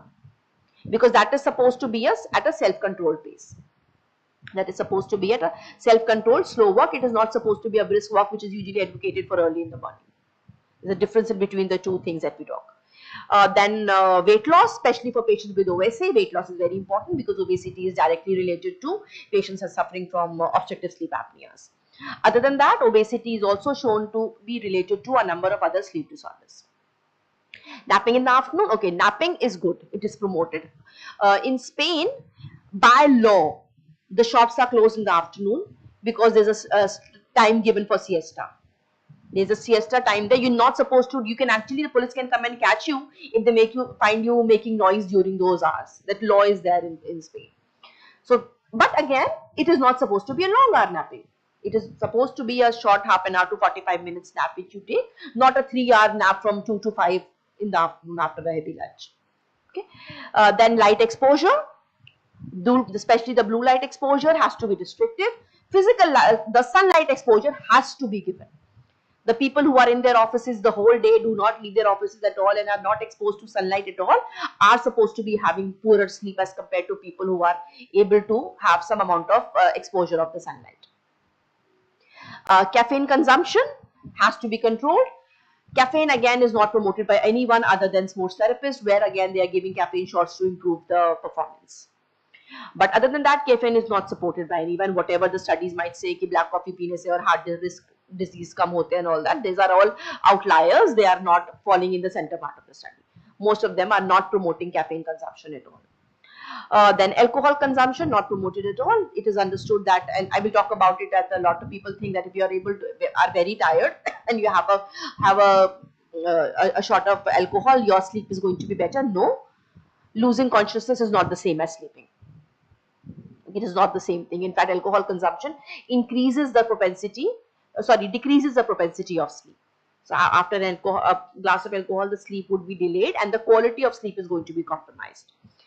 Then we talk about eating before sleeping. At least 2-hour difference should be there in between the sleep and the dinner. So you should have your dinner, and that is why it is advised that there should not be any midnight snacking.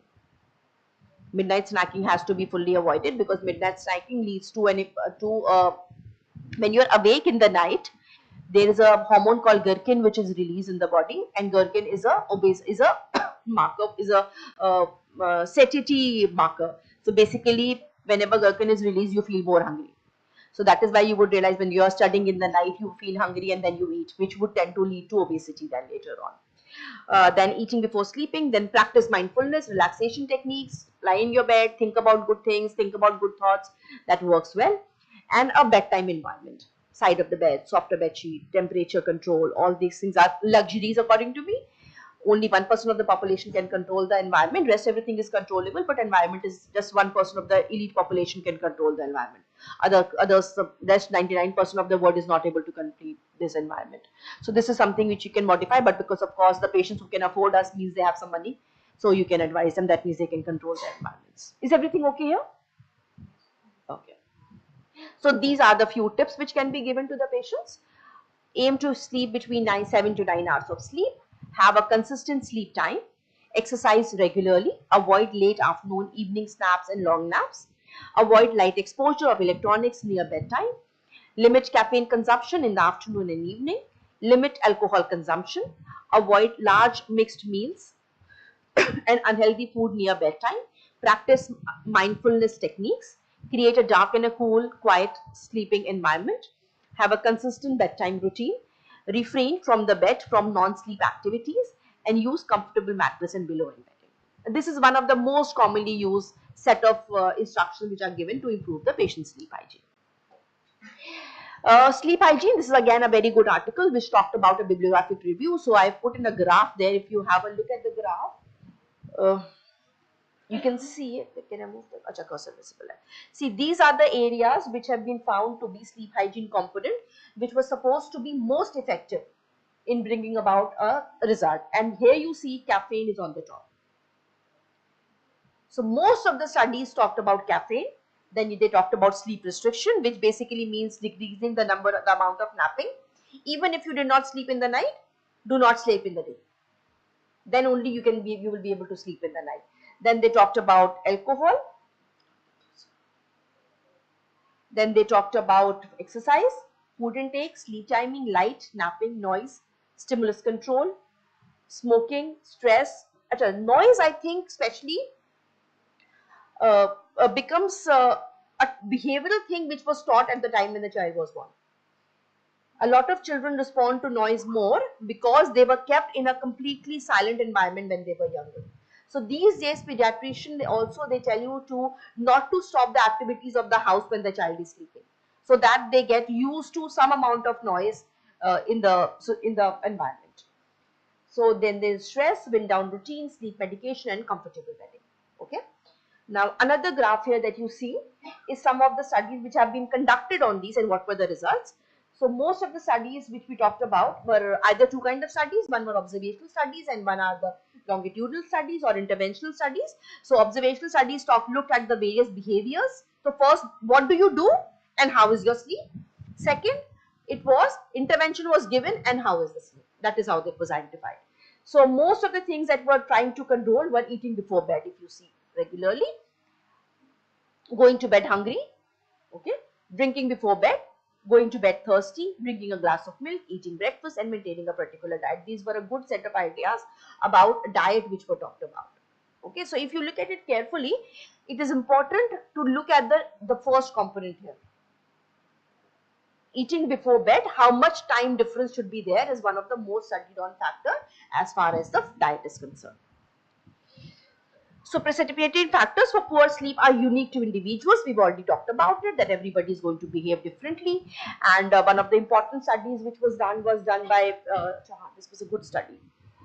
Salient feature, contrary to expectations, they reported that women with insomnia actually use less amount of caffeine and alcohol per day and had smaller variations in day-to-day variations as compared to women who had normal sleep.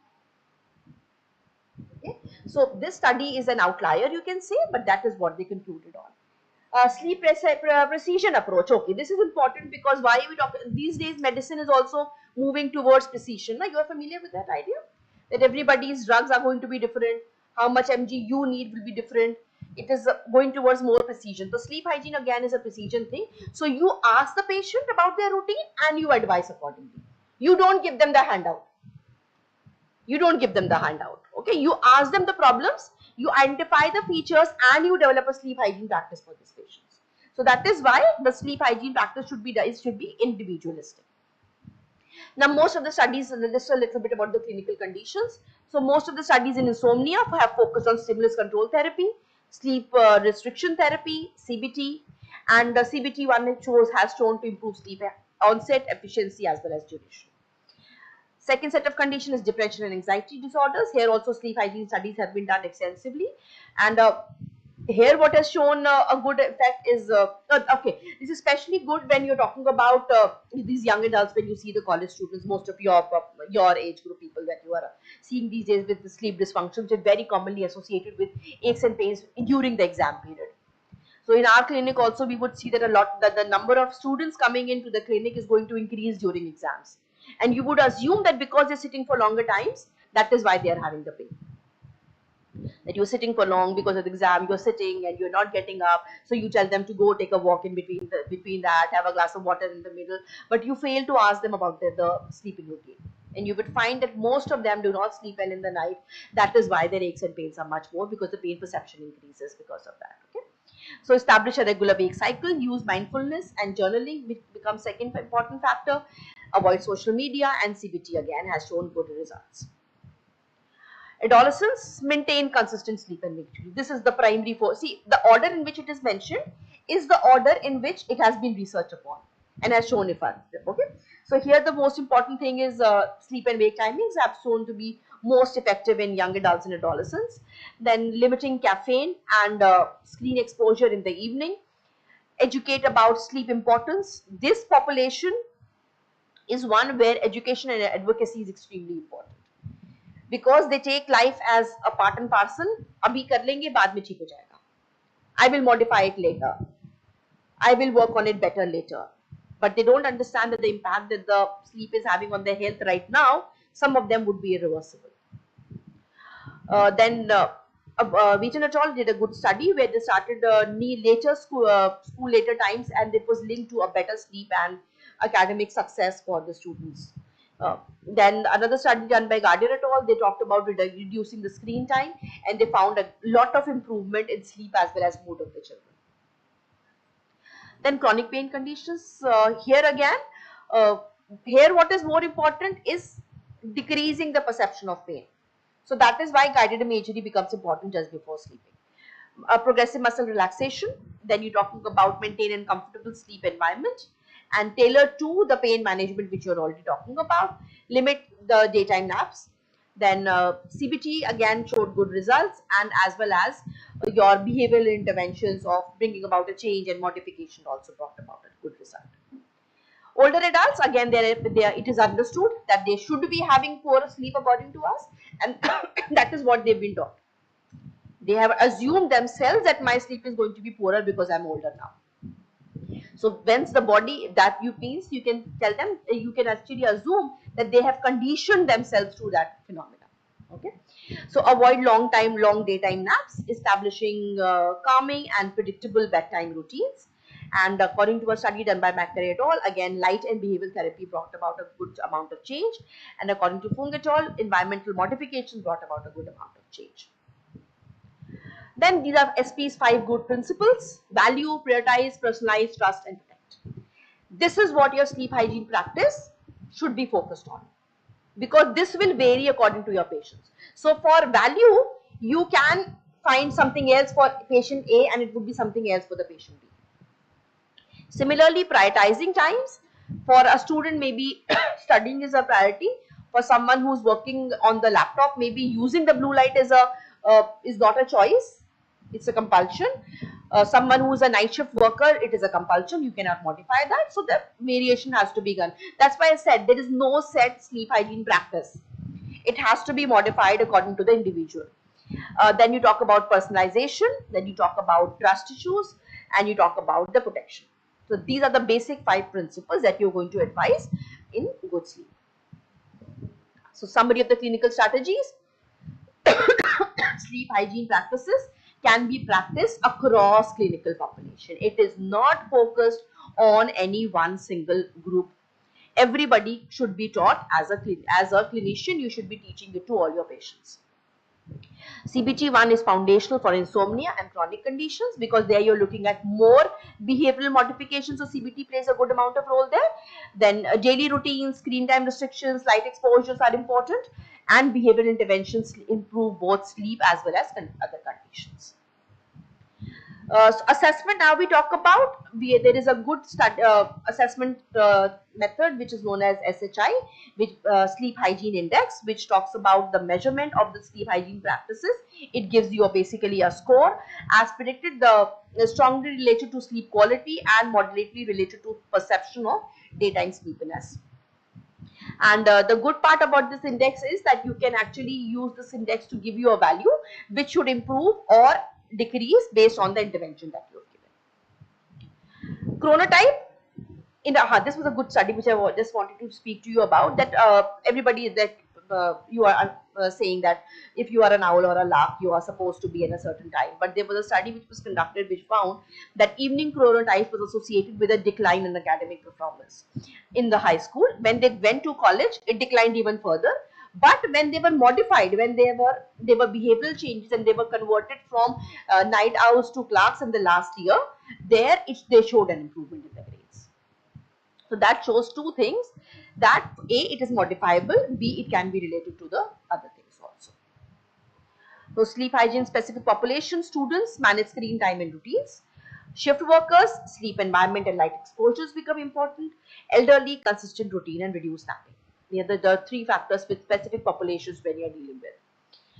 Myths working fast, everyone needs 8 hours. I've talked about no, everybody doesn't need 8 hours.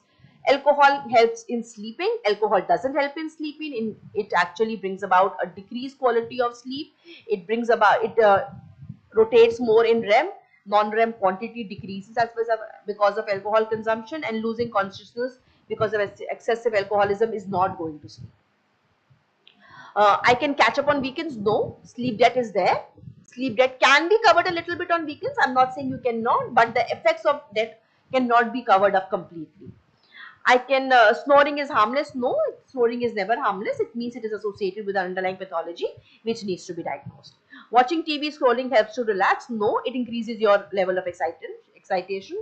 Blue light is associated with increased wakefulness. It will not lead to relaxation, which is associated with sleepiness.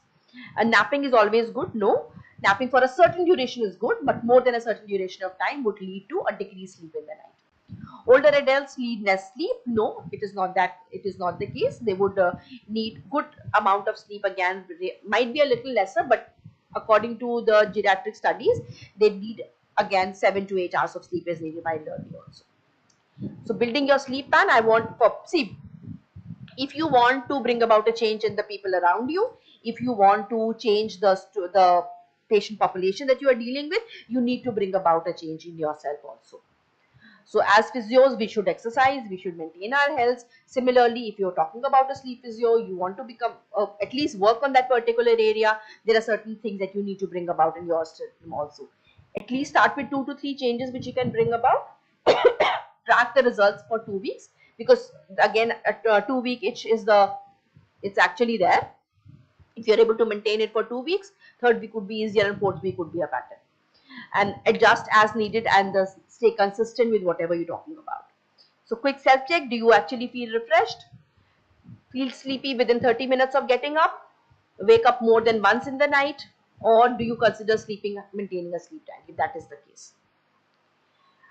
What habit would you like to bring about a change from starting tonight?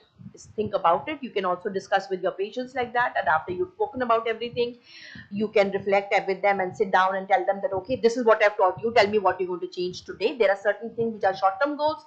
There are certain things which are long-term goals. So short-term goal means what can be brought about today.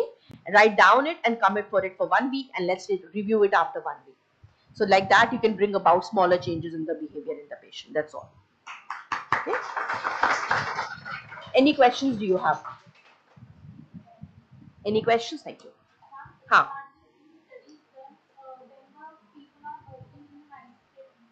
Loads of studies are there on night shift worker. Sana came up with a proposal at her PhD because she wanted to work on nurses who work in the night with a rotating shift. Most of the studies that you see are there on shift workers only. So there's extensive literature available on them, and there are different set of strategies which are used for managing the patients with the poor sleep in this set of population also. Anything else?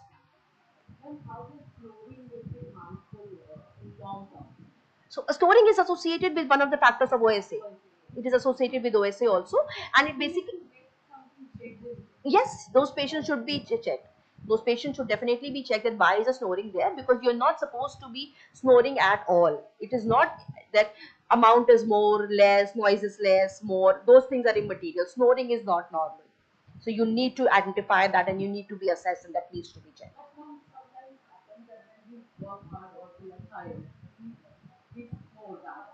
That is not a pattern. That is not a pattern. That is not a pattern that you are looking at. But sometimes snoring also, I would not think that it is okay, because even if you are tired and exhausted, your pharynx and larynx need to be opened up. So that means there's some underlying pathology which is exhibiting itself only when you are tired.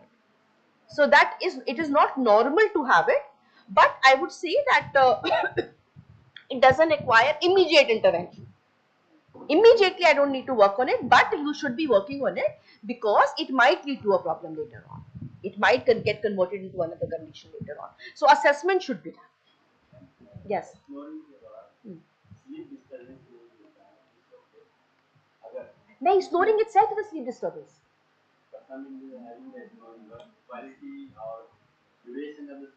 No, that is what I'm telling you. That is what it is a myth. That sleep, that snoring is a separate thing, and sleep quality and quantity is a separate thing. No, snoring is a part of sleep quality and quantity. If you are snoring, that means one of the aspect of sleep is inappropriate. Huh? Huh? Sleep is not a single component of sleeping in the night by quality and quantity only.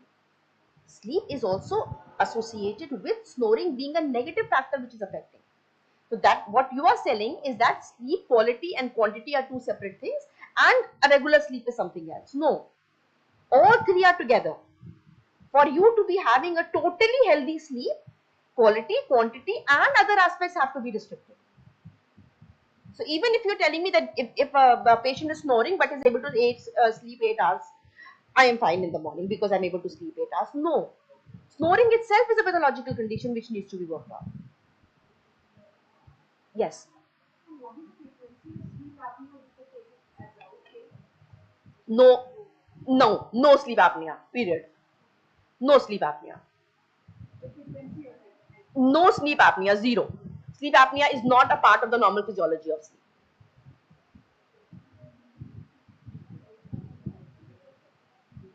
Anything else? Okay, thank you.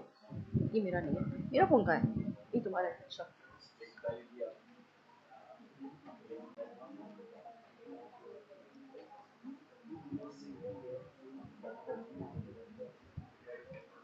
Thank you so much, Professor Zubia Vakar ma'am, for breaking down the core concepts of sleep health and sleep hygiene and offering such valuable and applicable insights.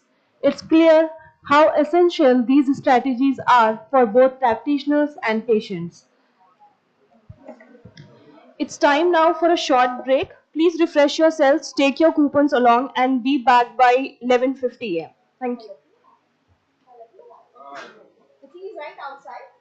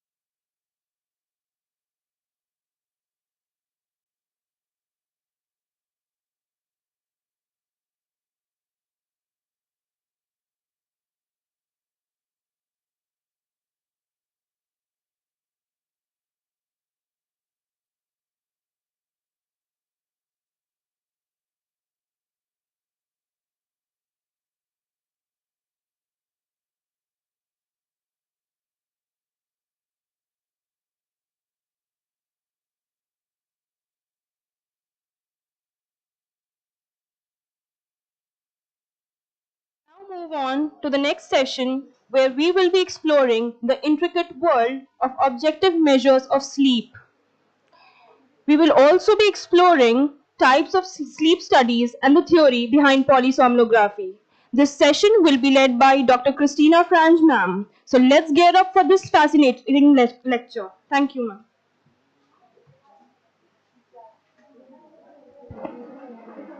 Good morning, everyone, or should I say good afternoon. We are now having two small lectures on sleep studies because you need to understand what type of sleep studies exist and how we are going to interpret them, okay? So now I'll give you two short lectures. The first one is the objective measures of sleep 1. We have 4 types of polysomnographic examinations. Let me get it here. Polysomnographic, the word comes from poly means many, somno means sleep, and graphic means writing. So these are different ways of having the sleep, the whole night sleep written somehow, so we can understand what's going on with the body. Okay? So the one that we are going to talk about right now is the type 1. The type 1 is a fully attended PSG. It has more than 7 channels and is made in a lab. Is this sound okay? Is this sound okay? Yeah? Okay. Type 2 is the same thing as type 1, but it's not in a lab. It's made at home or in a hospital. It's made in other settings. The type 3, we are going to deep in each one of them right now, okay? The type D is also called the polysomnographic and has a limited channel study. So we have less channels to study. And finally, the type 4, that we have just 1 or 2 channels, usually is a high resolution pulse oximetry is one of the parameters. So this is something we all must know, because patients will come to us having one of these examinations, and they will never know which type the exam they bring into us are. So we have to just look at it and see what type is to put in the, I forgot the name. When the patients come to us, we have to write an evaluation. So we have to, we write everything to keep it, the assessment. So we write the type of the study, thank you, that the patient came in the assessment. Always do that. Write the type of the study and the date the study was performed. So now in this first lecture, let's talk about the full night polysomnography and the types that exist of this one. So this is what we call the sleep study, the type 1, the complete one, the full night. It has 7 channels, including the EEG, the EMG that can be in chin and in both legs, the EOG for both eyes, the ECG for the heart. We have complete respiratory evaluation. I will go very slowly so you can copy or take pictures of everything, because this is simple in a way, but it's very important for us. So the respiratory evaluation, we will have the airflow and the respiratory effort. And I was sitting there at the first lecture of Professor Zubia, listening to all of you asking about snoring. And we can see the snoring here in the polysomnography in two manners. The first one is that we are going to see here a flattening of the airflow. And the second one is that the microphone will record the snoring, okay? We'll talk about the snoring deeply tomorrow morning. We also have the oximetry, so we have the saturation rates for the whole night, and body position is objectively measured. And why do you think body position is important? Because many of the respiratory events, they can occur related to body positions, okay? Not only obstructive ones, but also central ones. So these PSG can be made only in lab and at home. This is the type 2, and in lab is the type 1. We are going to see the difference between them. The type 1 is the one that is made with a technician observing you all night long. So while the patient is sleeping, there's one technician that stays awake all night long observing that to see if an electrode comes out, if something went wrong. They go into the room and adjust it so we have a proper examination. Type 1 is also important because we have the possibility of having audio and video recording. And sometimes, for some disorders, video recording is very important. Remember that on the first day, we talked about the REM sleep behavior disorder. Sometimes this disorder can be seen sometimes it is a little bit difficult because the behavior needs to happen on that specific night that the subject is sleeping at the lab. So our nights are not equally, so they change a lot. So if the behavior happens in that night, the video will get it, and we will see the REM sleep behavior disorder. But it has some terrible things. Has anyone here has anyone done PSG as a subject, as a patient? Yeah. Yeah. Is it good? Did you sleep well? Why? What happened? There are so many electrodes on your head and chin, and the chest is completely lined up. So it is not comfortable at all. Yes, it's not comfortable. And the thing that I found most difficult for me was that fingertip pressing, the oximeter pressing my finger all night long. So I was changing that all the time. So that fragmented my sleep. And of course, it was not my bed. It was not my sheets. It was not my pillow. I knew someone was watching me all night long. So it is very, very strange.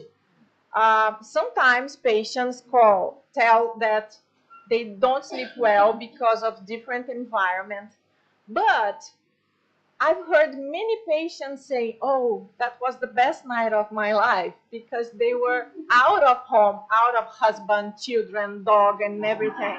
Like being in a hotel and knowing that if something happens to your body, someone is watching you, so relaxed a lot. So we have these two types of patients' opinion about the type 1 polysomnography. Well, I've been a volunteer for many studies in Brazil. So I've done, I think, more than 10 PSG as a volunteer. The type 2 has the same channels as the type 1, but this is unattended. So in terms of price, is better, but you don't have the technician to observe you during the whole night. So when a physician asks or prescribes a patient a type 2, the patient needs to be informed that there is a 50% chance that they will need another exam. Because imagine that the patient is sleeping and then one electrode, the eye electrode, for example, comes out. So we are not able to measure a very important variable. In this case, the exam has to be performed again. So in the type 2, it's not obliged to have electrodes in the legs and the body position. But often, at least in Brazil, they do have. And it depends on the position of the electrodes on the scalp, on the leg, in the whole body. So they have to be very well attached. And it's difficult to attach them in the hair, okay, in the scalp because of the hair. So sometimes they drop out. But the good thing is that the patient can sleep in their own environment. So for children, it's a good opportunity, okay? And maybe for some patients too.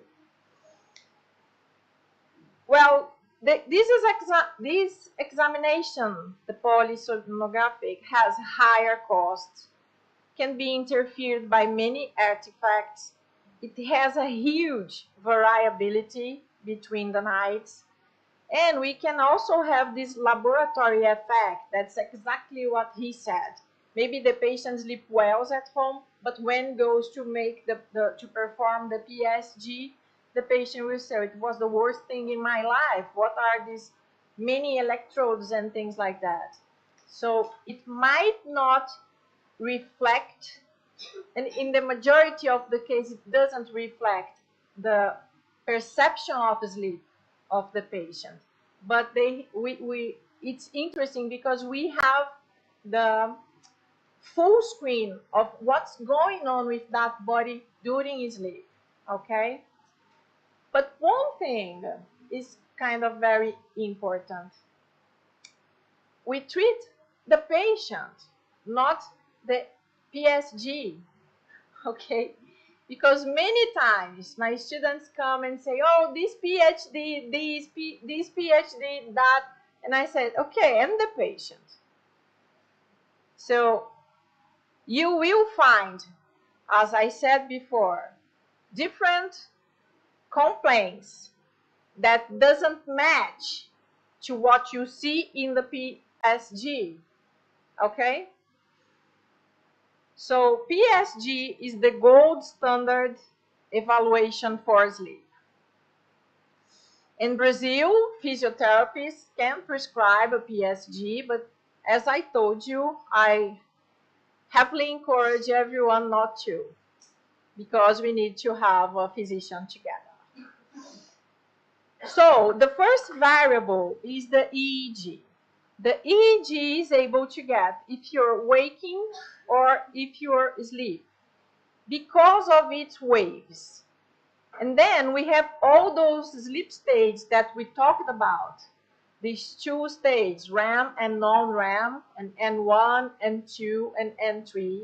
And each stage has its specific brain waves. So the technicians see the waves, and we have specific rules determined by the American Academy of Sleep Medicine.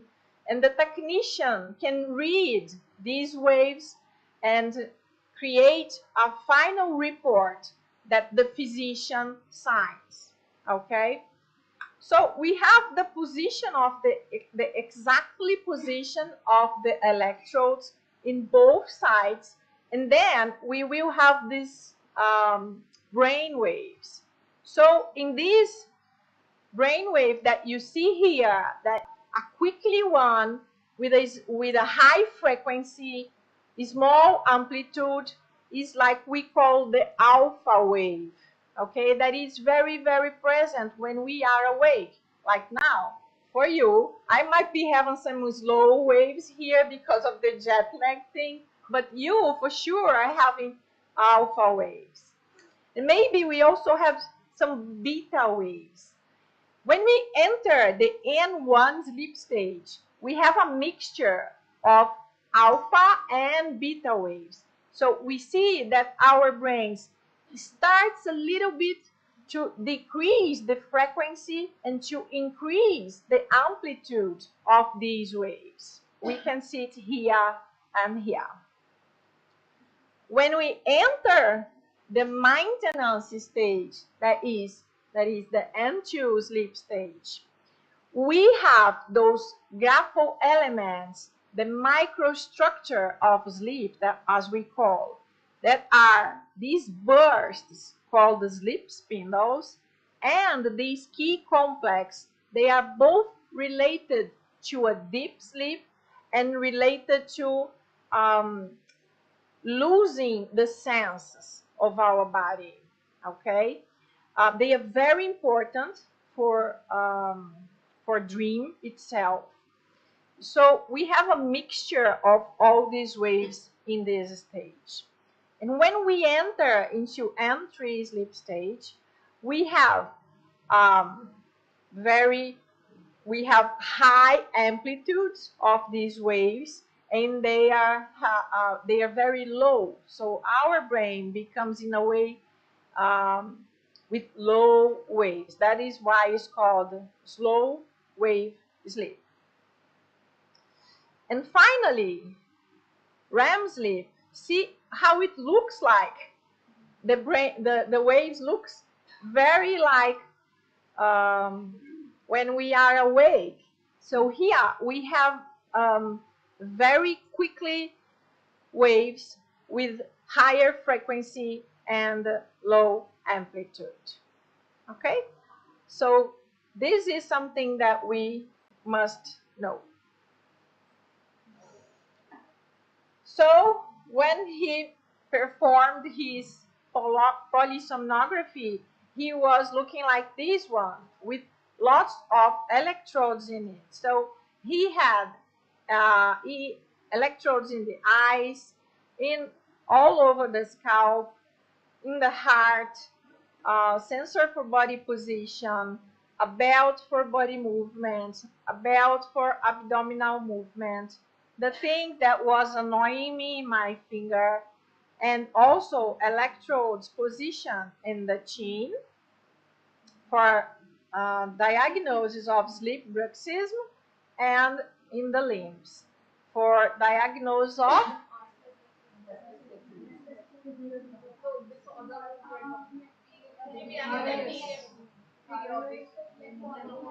not RLS, PLMS, and PLMD. Okay. So now I'm going to show you in this patient that we had at the sleep lab, each one of them, how they are positioned. So very quickly. So here we have the position of the electrodes in both lateral of the eyes. So at the beginning of the sleep, we will see the slow ocular movements, and at the REM sleep stage, we will see very fast movements of both eyes. And we can see here in these blue waves that the eyes are here, the left one and the right one. Okay, so we see how they are moving during the whole night.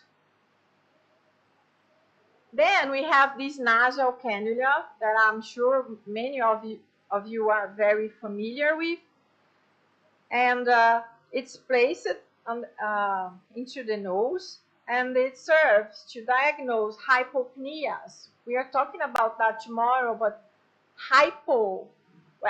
pnea comes from the Greek word that means stop breathing, absent breathing, and hypo means reduced, less. So hypopnea is a form of apnea that we have a reduced flow, a reduced space for this flow.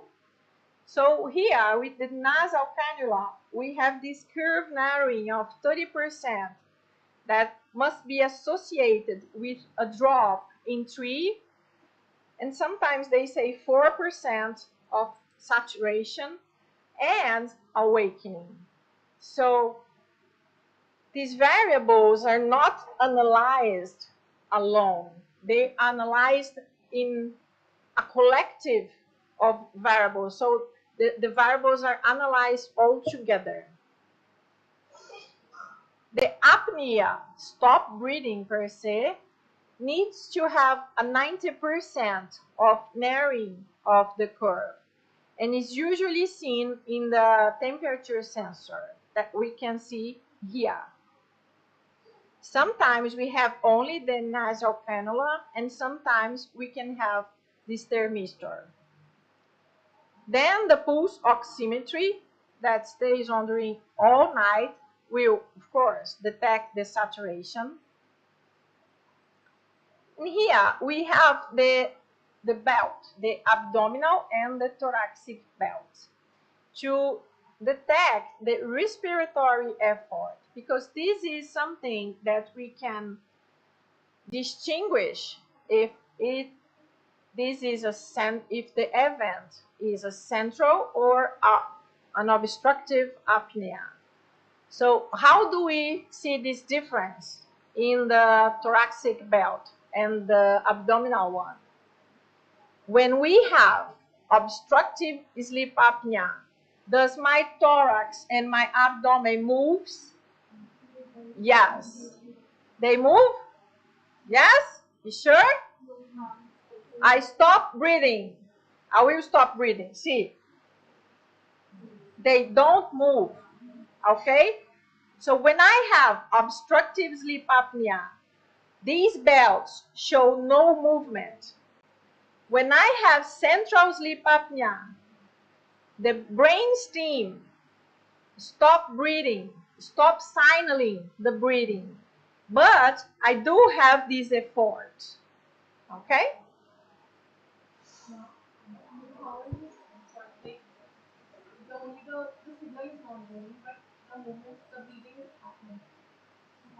No, we try to breathe. The breathing is not happening, but we try to breathe. And then we signal again to breathe again, otherwise we will die. We'll talk about that deep tomorrow, okay? Yeah, because this is a very important difference between the two. We don't have this effort. So we can see this here. And it annoys a little bit to sleep with these belts.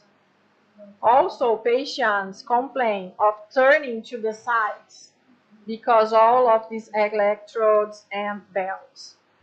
Well, we have the microphone attached here to capture the snoring and somniloquy, when the patient maybe sometimes speaks during the night, during his sleep. It can record it. And we have the electromyography. The picture is showing only the chin, but we can also have in both legs.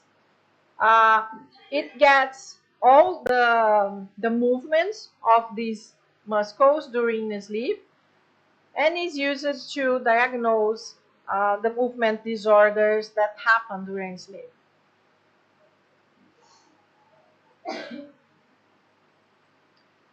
The heart rate is another very important variable.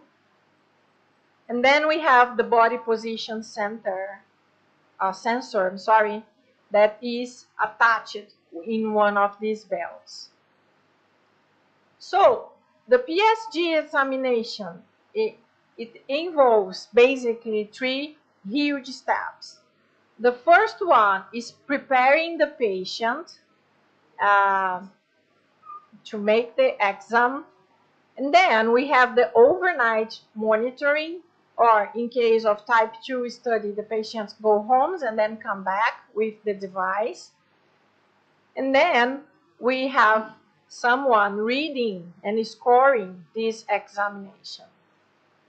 I think here is the same thing, but in Brazil, we need to study a lot to become a sleep technician, and we have a specific accreditation for that. So any health practitioner can be a sleep technician, okay, in Brazil. You just have to do a specific courses for that and pass the accreditation exam. I am not. This is not something that I like doing. I like patients. I like to be with them.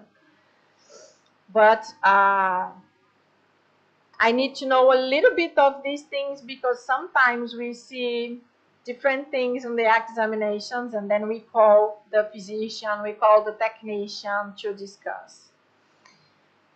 So they do the scoring.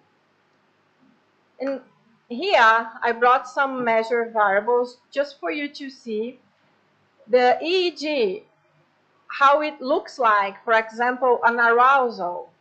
It will look like this thing here. So we will have reduced amplitude of the brain waves and with higher frequency. When we have a burst of muscle activity, can be the legs or can be the chin in this example here, we have like this thing showing up here. This is very common in the bruxism and PLMS exams. The nasal airflow, we will have like this stopping breathing here that will be an apnea. And when we have an apnea, we will see a paradoxical movement. Sometimes we have this movement down here that is captured by the abdominal belt. And sometimes together with the apnea, we can have a desaturation. We might have both bradycardia and tachycardia in the exam. Here is showing only bradycardia. So in the PSG report, we will have all these graphs, but we will also have the statistics that makes everything easier for us to see. So I asked a friend to give me an example of how she was reading. She is a sleep technician and she's also a sleep physiotherapist in Brazil. And she's the one who reads and scores the PSG in the lab that I work with. So there is no sound here, but you can see how it looks like. Don't be scared. The first time I saw this, I was, oh my God, what am I doing here?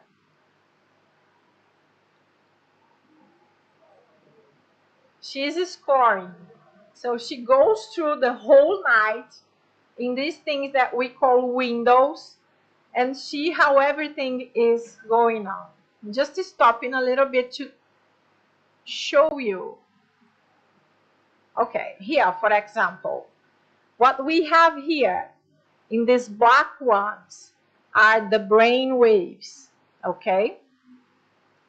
Here in blue, we have the left and the right eyes, okay? You see left eye, right eye. Queixo in Portuguese means chin. So here we have the chin. Oh, see, we have something here. A little movement here. Oh, okay, this patient has bruxism. No, it's just one movement. To be bruxism, it needs to have a pattern to repeat a lot of times. So maybe the patient was dreaming and said, okay, I want to go back to India. Something like that, I don't know. But so we have to be very careful when score the exam all night long. Here we have the heart rate, okay? And here we have the left leg and the right leg. So we see here the nasal cannula, the thoracic belt, the abdomen. The respiratory effort is here in this line. And here we have the saturation of the patient, 91%, 90%. Here we have the Now the pulse. And in blue here, we have the snoring. Okay, this blue line here shows no snoring now. In here, body position. S stands for supine. Okay? So we see how this changes during the night. Oh, see here, what's going on? We see chin is moving a lot. And I also have leg movements, both leg movements. But I had something here in the cannula. See how the brain waves change because of this movement. So I have here the saturation gone down 89%. Yeah? But the position stays the same. So they, let me see if I can stop it here for you. Okay, oops. See, a lot of things going on here. So this is something that we can look for hours to try to understand what's going on. And this is only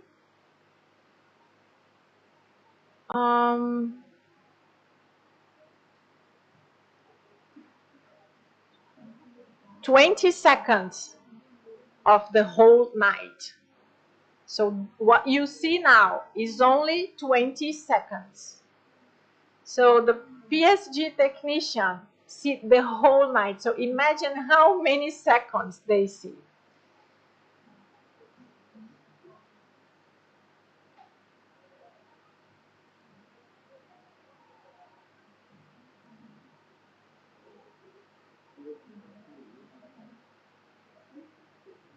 You see those markers here at the saturation. It marks automatically when we have this saturation. So there are two ways of having the PSG scored. An automatic way that we call automatic. The system does itself everything, but we don't trust that much. And the eye, the human eye. So the PSG stays like this and it's going right in everything and everything is ready. So it's an amazing work. I could never do that. So you see those blue lines here? You see these blue lines? What is this? Snoring. So it goes like, it goes like that all the night. Okay? So meaning that the patient has a lot of difficulty in breathing.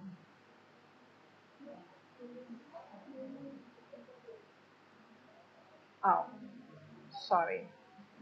You want to see that again? Okay.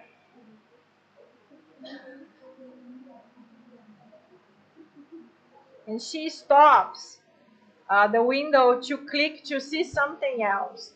So the scoring of the events are going on. You see that sometimes this video stops. It's not me. It's because she stops it to see one specific channel. And she can go to the snoring, for example, and amplifies it to see how much this happens. So you see, she's on the chin now. See, the arrow is at the chin. So she was scoring and she saw that something was going on in the chin. So she was attentive to that. So yesterday, someone, I think she asked me, someone asked me about how do I know if it's a PLMS or if the patient is just turning to one side to another. We will know because we will see the brain waves. So if the patient is on N2 on N3 stage and has a pattern of movement in the legs, then this will be a PLMS. But if the legs move just once, then we'll be just maybe turning or something, okay? So we have specific rules, and they are kind of very complicated, to tell you the truth. Specific rules for each of the events. So I love this PSG examination because we really have a great picture. Now let's do some exercises. So this is hypnogram of a PSG of one of my patients. And here, what you see is the hypnogram per se. So we also have the colors universally the same to try to make things easier. So up here we have the wake stage, then the R stage or REM sleep stage, N1, N2, and N3 shown here in green. I know it's too small, but can you tell me how many bouts of REM sleep stage did this patient had this night? Yeah, okay, almost 3. 1 here, but there was here some shifting to N1 sleep, okay? So 1 bout here, and the second one here, and just a little bit here. These lines here means arousal. Here you see 0, 15, and 30. These are the seconds. So the height of these lines means how long this arousal lasted. So this patient had any arousals? A lot. But why? Let's see why he was wakened during the night. No periodic, no PLMS, okay, here, no. Now here we have in red the obstructive apneas. So each one of these is in seconds, for how many seconds the event lasted. So looking at these here at the bottom, you see the hour. 9, 10, 3 in the morning, 7 in the morning, okay? So we have to read the exam like this. So this first half of the night, and this is the second half of the night. This patient had more obstructive apneas in the first or in the second part of the night? Yeah, perfect. And can you tell me which kind of stage happens mostly in the second part of the night? Yeah. REM sleep stage. Okay, perfect. Has this patient have apneas only during REM sleep stage? No. No, perfect. So this is how we understand, we interpret the polysomnography. We start looking and trying to combine things to see what's going on. These pink ones are the hypopnea events. So you see this longer here? Wow! It lasts much more than 20 seconds. It lasts about 60 seconds. It's one huge one here. And there's another huge one here, okay? This huge one, red here, this huge red one here is the obstructive. So these here are the hypopneas. The blue ones are the central apneas. And in blue here, we see this desaturation. Does this patient have a desaturation? A very important desaturation. A very important. You think so? Yeah, I don't think so. It has a little bit here, yeah, and a little bit here. Are they are they related?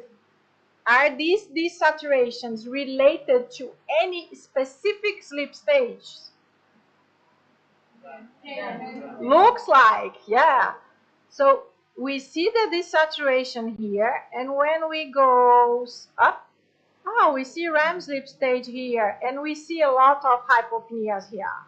Here again, we see the desaturation, we see the hypopneas, we see obstructive apneas, we see arousal, and we see REM sleep stage.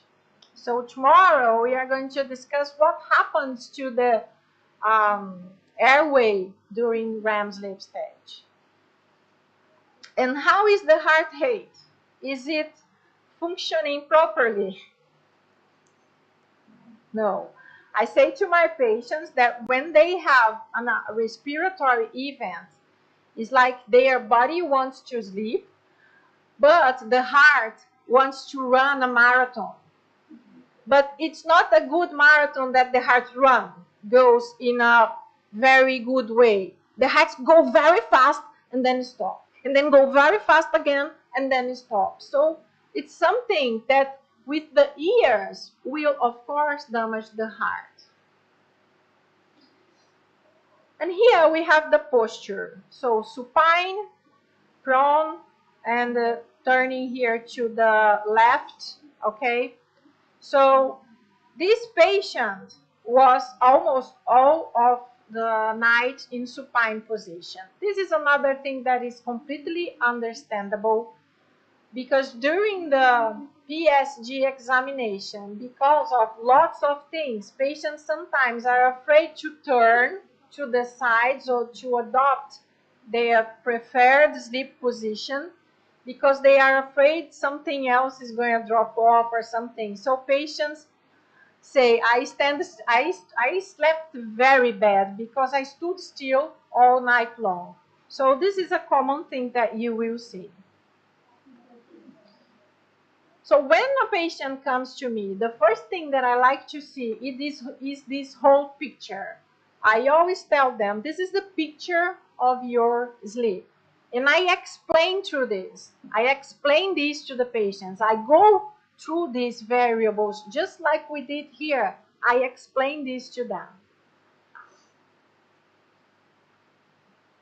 Yeah, but things in sleep world, they are not so every time so easy. So things get a little bit complicated now.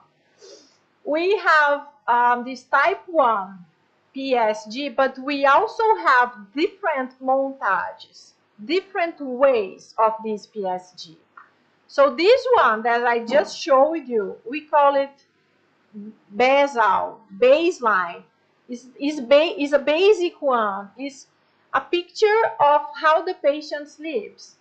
I'm not doing anything, I'm just checking, I'm just taking a picture, okay? But we also have some specific PSG type 1 for PEP titration. We are going to see some examples now. We also have intraoral device titration for the PSG. We have a split night one, that is half a baseline one and half PEP titration. If the physician or the dentist, or if we suspect that that patient comes with morning headache, with neck pain, with lots of pain in the face, or if we see in the intraoral examination, we see the teeth like broken and having all those things, we can suspect of bruxism, and then we can ask for a PSG type 1 with a bruxism montage. I write just like this to the physician or to the dentist. I suspect the patient has sleep bruxism because of headache, of pain, etc. And please, what do you think about conducting a PSG type 1 with bruxism montage? Sometimes my colleagues, physicians in Brazil, they call me and ask, how do I write this whole thing? And it's just like that. You write that, and the technician will know exactly what you want. Also, you can have a specific montage for parasomnia, that you have the EMG in the arms, for example. So parasomnia is a disorder specifically of N3 sleep stage, that the patient can act or can make gestures while asleep, can talk, can have nightmares and things like that. We also have an extended EEG in case the neurologist suspect of epilepsy. So there are more brain electrodes. There's also a neurological one that has more electrodes than the baseline one, but less than the epilepsy ones, okay? And we have the capnography that can be added in cases of hypoventilation, and the video recording. We can ask for a PSG with video recording, okay? So these are different kinds of different montages, that, as we call, of type 1 PSG. So this is how a basal PSG looks like. Now you tell me, is there any desaturation?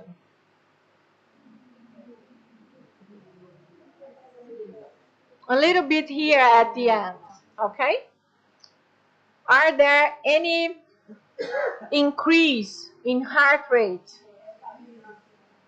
Perfect, at the end. Are there central apneas? Are there obstructive apneas? Much or less than hypopneas? Okay. Here, AM stands for mixed apneas, when we have both central and obstructive ones. In this case, we have none. Here are the sleep states. Oh, we saw a very similar hypnogram yesterday for an insomnia patient. Remember that?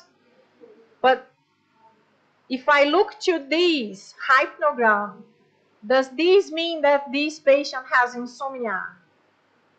No, of course not. It just means that the patient took a long time to sleep. See, the exam started at 11 o'clock, and the patient went through the first stage of sleep about midnight maybe. So it took more than 30 minutes for the patient to sleep, okay? Do you think this kind of hypnogram shows a restorative sleep?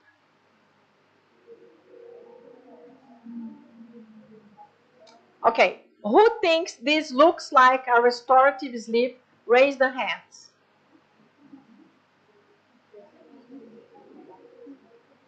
Do you think this sleep is good?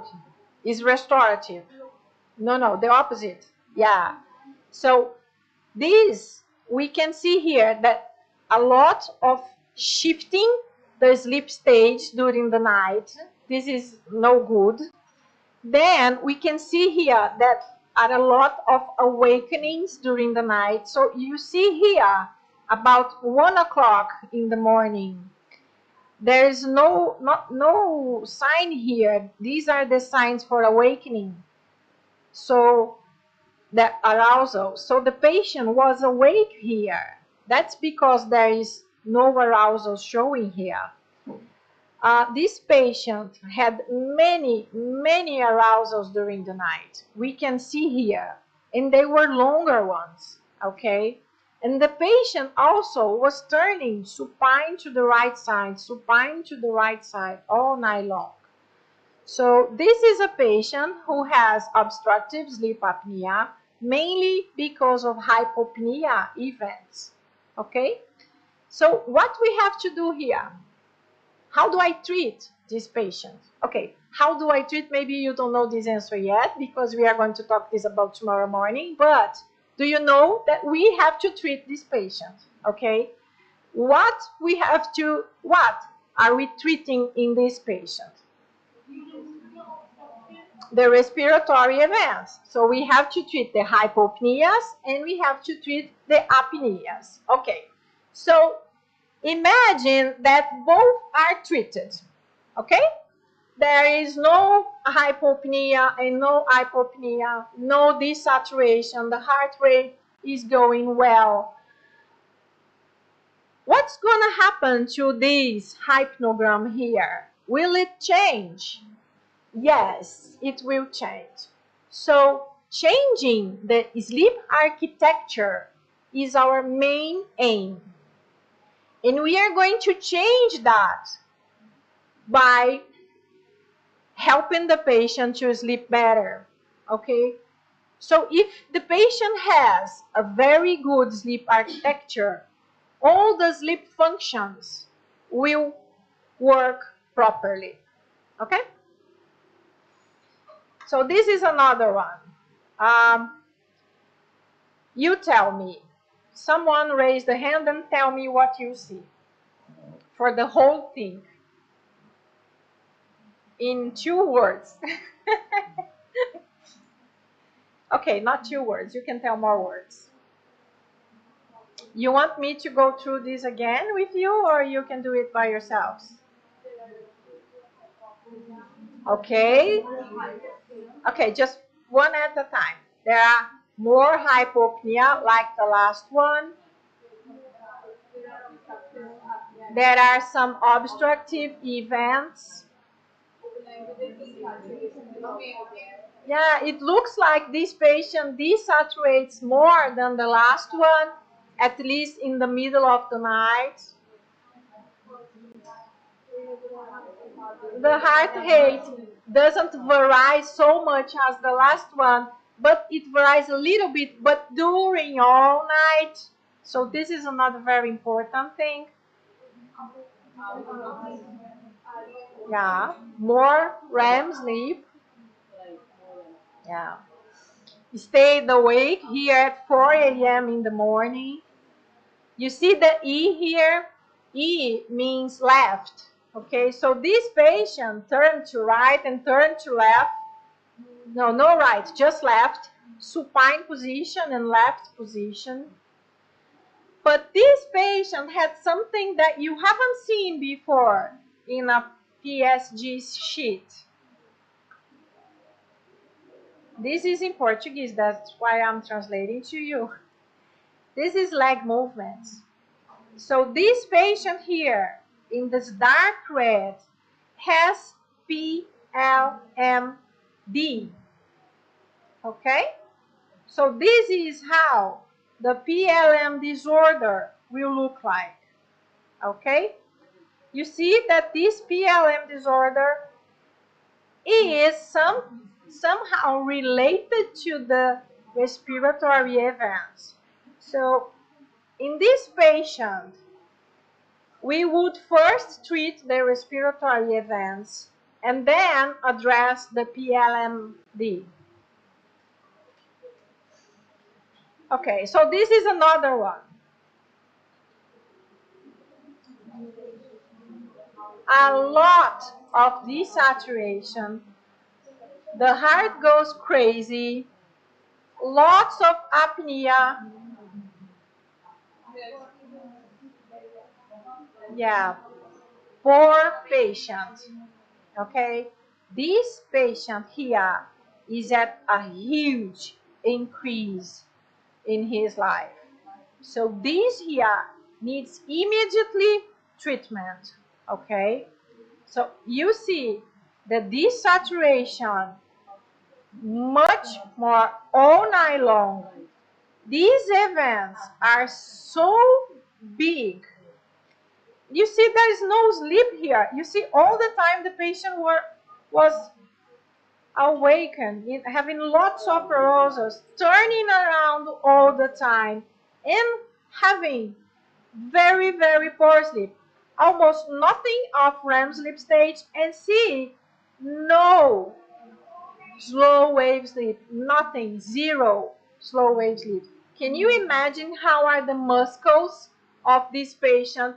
How is the memory, the cognitive function? Okay? Perfect. You are doing great. I'm very happy. So I think this is the last baseline PSG. So you see here almost the same things that we saw, but this patient has less obstructive than the last one, more hypopnea, and also a higher index of desaturation. So you see these curves here, we call this hypoxic burden. So this is a marker. Maybe this hypoxic burden can be a biomarker. We were talking about biomarkers of sleep in the first day. And this hypoxic burden is for sure a biomarker of respiratory events. And we see this patient stays a lot trying to maintain his sleep. So it stays a lot during N2 sleep stage, okay? And why why doesn't this patient have any events after 5 in the morning? Of course. Yeah, because he was awake. Perfect. Now let's see how a titration study looks like. Everyone knows what the titration means. Yes? Can you speak louder, please? Yeah. We titrate the PAP machine when we look for the optimal pressure of the device. And what is the optimal pressure? Is the less pressure that will make the patient have no respiratory events and saturate accordingly. Okay? So this is a window of a PSG. So this is a PEP titration without the PEP. So this is the baseline. And then when the PEP starts working, this is how we see. See the difference? So you see here the arousals, less arousals. You see the hypnogram going on here. And look how interesting this is. When the patient is on PAP, look at how much REM sleep stage it goes into. And then here we have the respiratory events. Let me see if you got that. The pink one stands for the red one, the black one, yeah, and some blue ones here, central ones. Okay? Can you see the hypoxic burden that we talked about here and here and here? And let's see the respiratory events and the saturation with the PAP. Almost gone. Maybe we can increase a little bit more of the pressure. See here the snoring, lots of snoring, and then when we have the PAP device, less snoring. So the PAP device is here to correct the respiratory events, okay?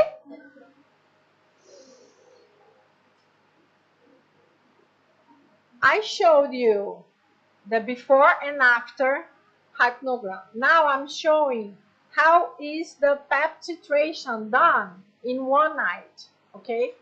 So the patient goes to the lab and the physician prescription is written PEP titration. So what the sleep technician needs to know is the optimal pressure that will treat the respiratory events of that patient. So you see here, you have the heart rate, the saturation, the hypnogram, central apneas, obstructive ones, mixed ones, hypopneas, posture, leg movements, and here start to show a pressure. In this case, it shows two pressure of the B-level device, but let's just stick to the one of them, okay? So the pressure here started in 4 centimeters of water and then was increased to 5. And here we have the leak, okay? And here we have the tide volume. So let's stick to this one here and see what's going on. So you see that the technician increased the pressure. So there are rules of the American Academy of Sleep Scoring. There are some rules for this titration, okay? So the technician follow these rules, and in each 5 minutes, they are going to increase the pressure and see how the respiratory events, the saturation, and the snoring, and the heart rate, how everything is working because of the pressure. And then, here you see the pressure is increased to 7 centimeters of water, and then to 8, and then to 9. Oh, something different happened here. What?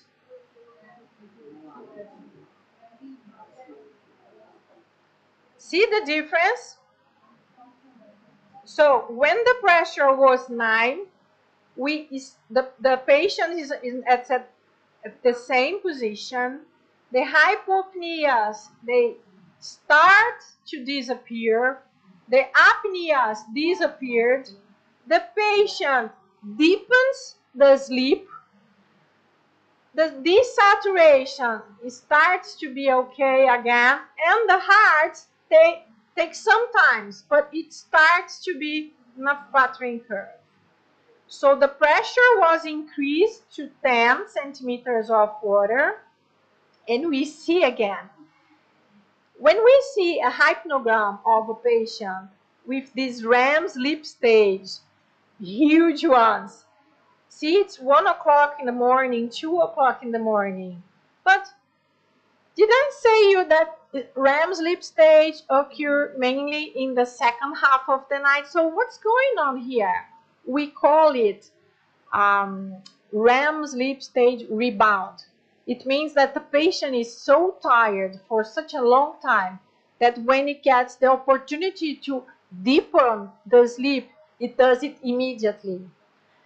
I was a volunteer. I told you that I was a volunteer for a 42-hour sleep deprivation study in my university in São Paulo.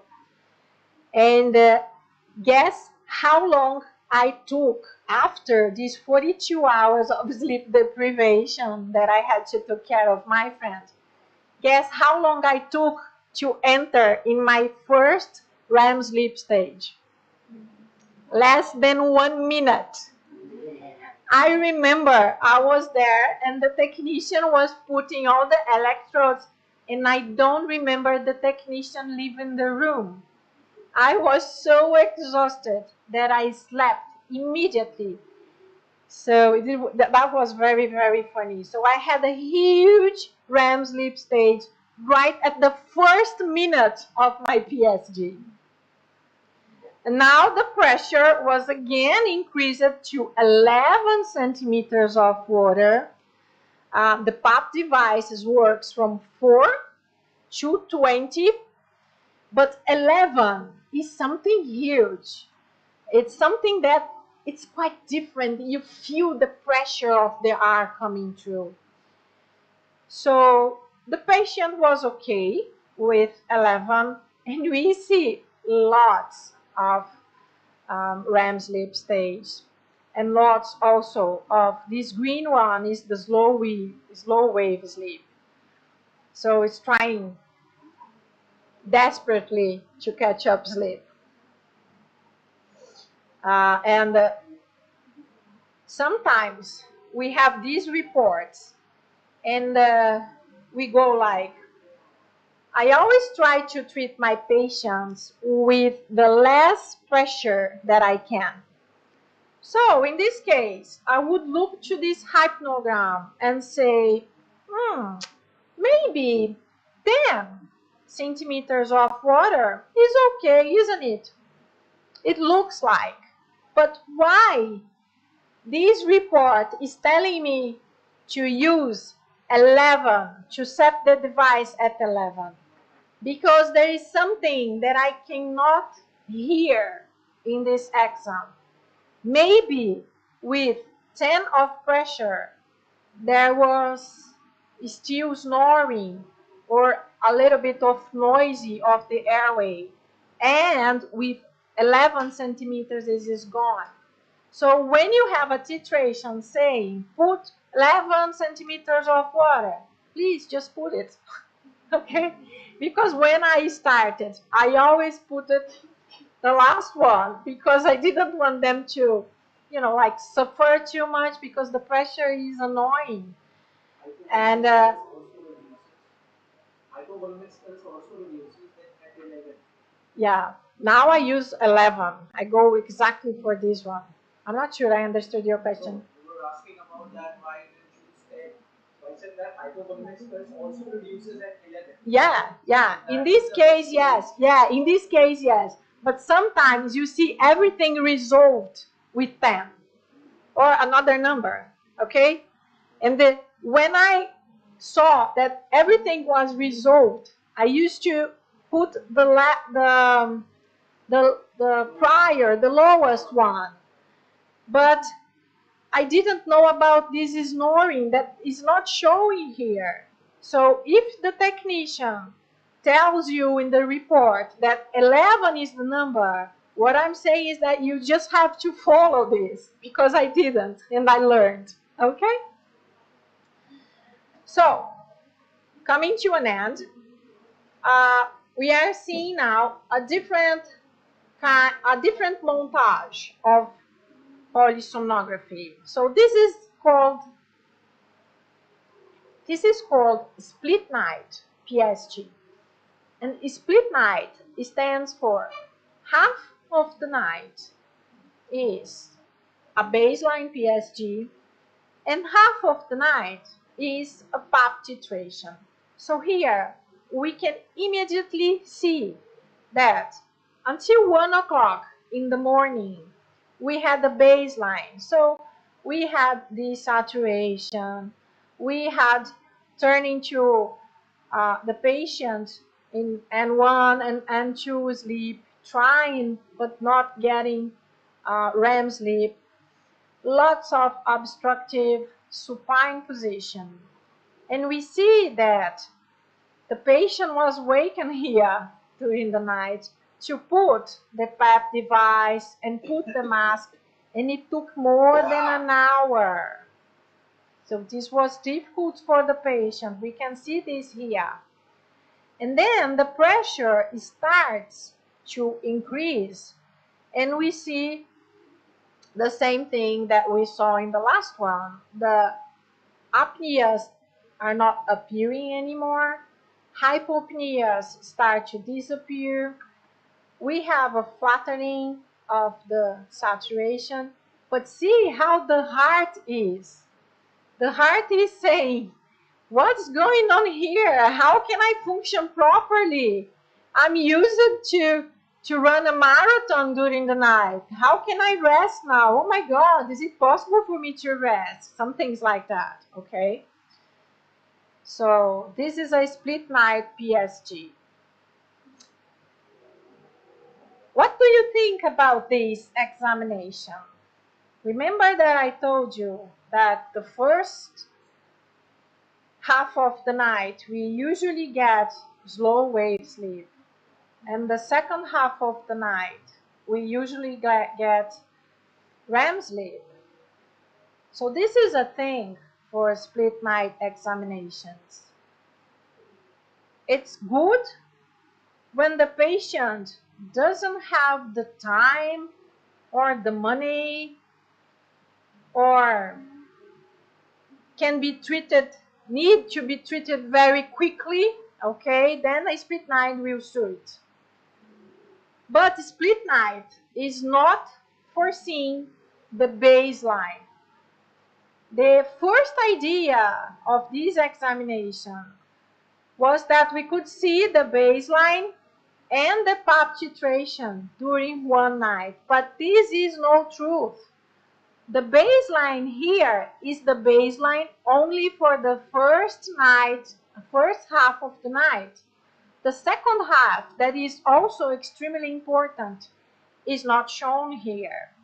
So sometimes depending on the case, of course, but I do ask that patients that come with the split night, I write a letter to the physician explaining why I need 2 polysomnography examinations. I need a baseline one, a full night baseline one, so I can have the picture of the patient, and I need a full night PAP titration to see how this airway is behaving during the whole night. You get that?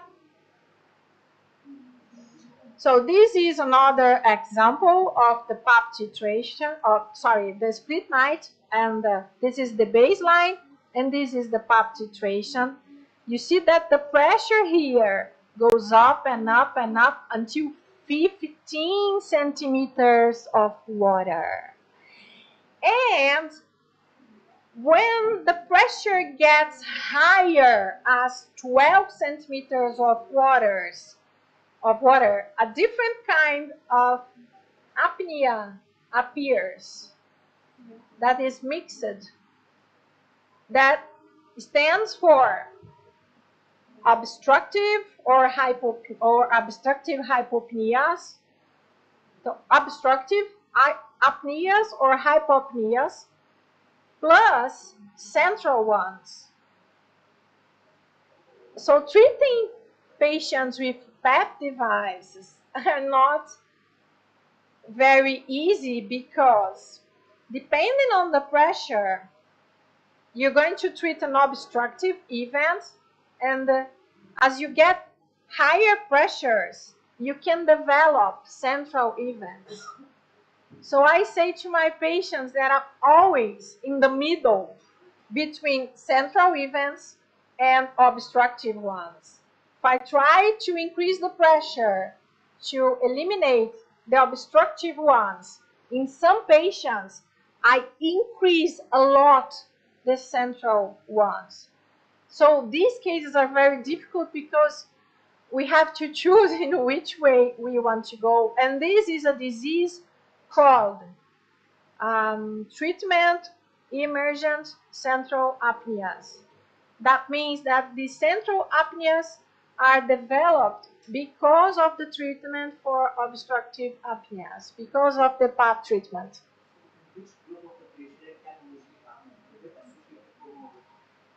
It is heart, cardiovascular patients, and neurological ones, especially stroke ones, okay? Because of other causes of apnea that we are talking tomorrow morning, and the delay in the return of the blood to the heart, so it can lead to central apneas. Could be because of the possibility of the higher pressure in the normal people also, because we are giving out too much of the positive pressure, it can increase the thoracic pressure. Because of that, the venous center can be reduced. This could be what it can happen in the normal people also. Yeah. But it's, technically, if it is a case study, what are the characteristics of the patient? We don't have, I remember, of course, but we don't have a specific characteristic. What I can tell you is that cardiovascular patients, so patients that have problems in the heart, in patients that had a stroke, they are at higher risk of developing this central apnea because of the treatment of the obstructive one, okay, these treatment emergent ones. But I have a patient that is having these right now. He's a young guy, he's 28, years old. He has no neurologic problems, no cardiovascular problems, but he has a rare disease called, I'm trying to explain it, neurofibromatosis, and we don't know what's going on. And he was doing very good in the PAP device, treating only obstructive sleep apnea, and with 2 months of treatment, he started to increase central apneas, but he didn't have any central apneas at the baseline examination. So I know that these central apneas are induced by the treatment of the obstructive ones. So the pulmonary function test is being should be recommended in these type of patients who might develop central apnea with the titration of Yes, we can. yeah, we can. It's really a hard thing. And treating these patients are a challenge. Yes.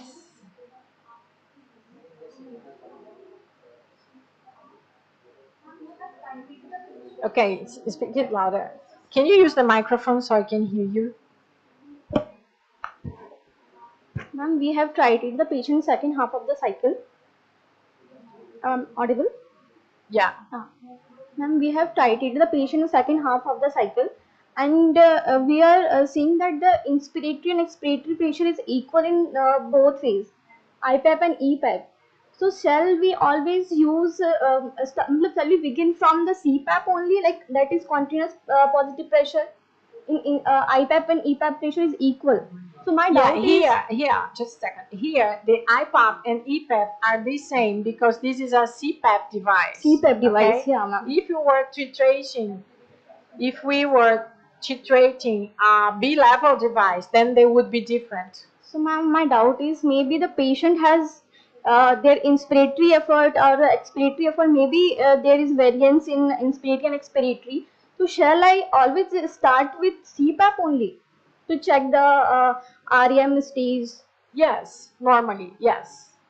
We start with that only. CPAP only. CPAP ones, yes. Okay. At the beginning, like if I'm thinking about 10 or 12 years ago, we would start with the B-level devices, the BPAP ones. But now we always start with the CPAP ones, okay? And then goes changing it. Okay, thank you, ma'am. Can you speak in the microphone because it is too many noises here? Ma'am, at 12 centimeter pressure, like H2 Can you water speak pressure. slowly, please? Okay. At 12 centimeter water pressure, Okay. why there is mixed apnea seen, like in this Here you see 12 at at 12. Yeah. So this is mixed apneas are a kind of apneas that happen when we have both the obstructive and the central components. So here, as we are increasing the pressure, the airway is going to answer in a manner. And in this case, and we don't know specifically why, in this case of this patient started to develop central apneas. So these central apneas are not showing here, but they are here with the obstructive ones. So he presented a lot more of mixed events at the second part of the night because of the titration. So this is in some patients, so your question is related to what he just asked. So this is a kind of patient that we don't know when they are going to present this. We have to treat them and be with them to see if something happens. So this patient presented these mixed events after the treating with 12 of pressure of the PAP device. You understand? Yeah. So is We are going to talk about this tomorrow, that we have this respiratory, and then I will show you lots of examples But I think it's better if we first explain what is each of these events so everyone will talk the same language. So please hang on till tomorrow morning. Here, I also have, in a very short picture here, but we also have a baseline PSG of a patient. So you can see here some desaturations. So here are desaturations, that area under the curve that I told you. We also see here that the breathing abnormalities happen during REM sleep stage. So this is another thing that is very interesting. So we call this REM sleep apnea. Okay, we are seeing that tomorrow because we have these desaturations exclusively in REM. So we need to have a percentage of that to classify this. There is a rule in the scoring the events for that. So we see the same patient when we have the PAP titration, everything so treated. We see it goes into REM sleep, and then here the obstructive, central, mixed, and hypopneas. That this patient had a lot of hypopneas and a little bit of apneas. It disappears.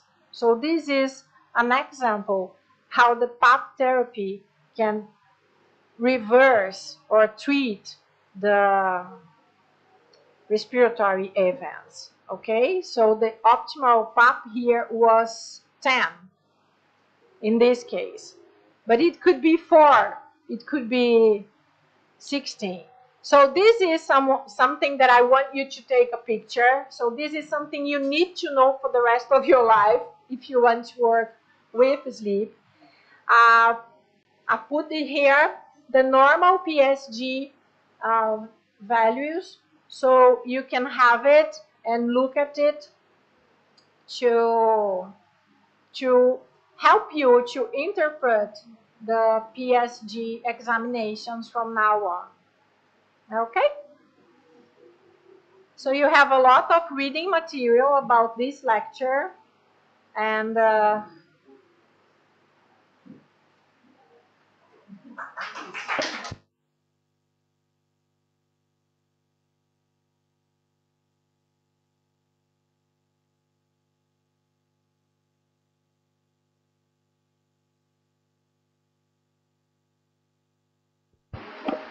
we can't.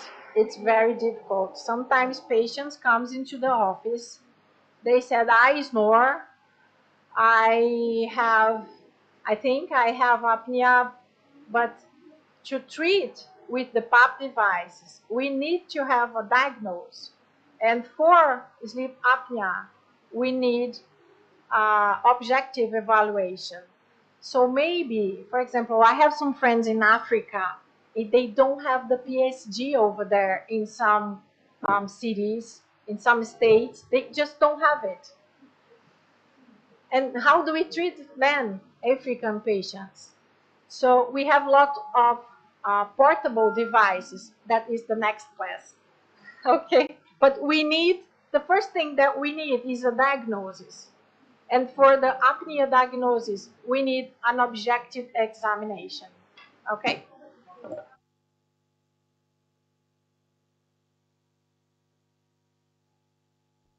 What is REM sleep stage rebound? REM sleep rebound, the thing you mentioned about. A rebound is when the patient goes into REM sleep stage very quickly at the first time of the night and have longer times of these REM sleep stages. So the most thing that you see in the hypnogram is that red, hey guys, please. Listen. The main feature that you see in the hypnogram is that red line of the REM sleep. So that means a REM sleep rebound, okay?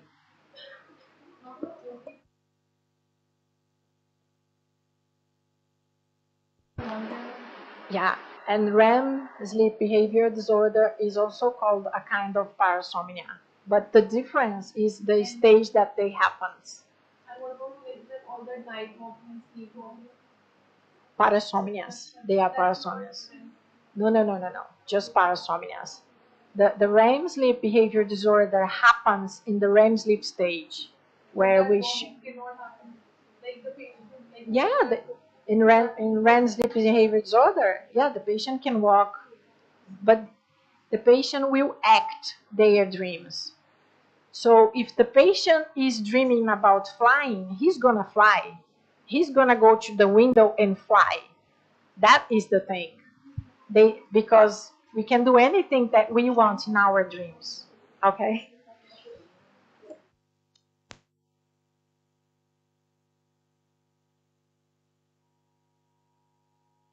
Excuse me, ma'am. Literally.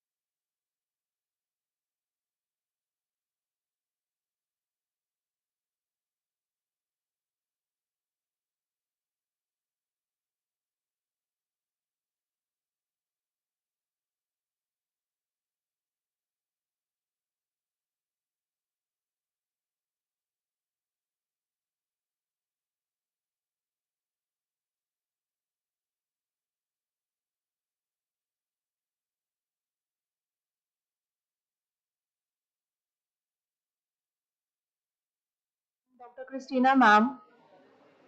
After lunch, we will have the final session of the day, a tutorial entitled Objective Measures of Sleep, focusing on polysomnography, its understanding and clinical use. This hands-on tutorial will help us connect theory with the practical and is sure to enhance our diagnostic skills. As already announced yesterday, all the participants will be divided into two groups, which is shared in the WhatsApp group already. 1 to 28 will go to CPRS clinic, OPD ground floor, and 29 to 57 will go to sleep lab, second floor, and the groups will be interchanged later. So after lunch, we will first have a session of 30 minutes, which is a lecture by Christina ma'am. Then the practical session will be started. And lunch, the venue for lunch is CPRS. So it's time for lunch break now. Please enjoy your meal and take this time to reflect the rich content we have covered so far. So everyone, please proceed to CPRS. Ma'am. Very good, Hamda. Okay. So everyone please proceed to Center for Physiotherapy and Rehabilitation Sciences. The internals are requested to please guide the externals to the physiotherapy department. Thank you. Okay, Hamda. Thank you.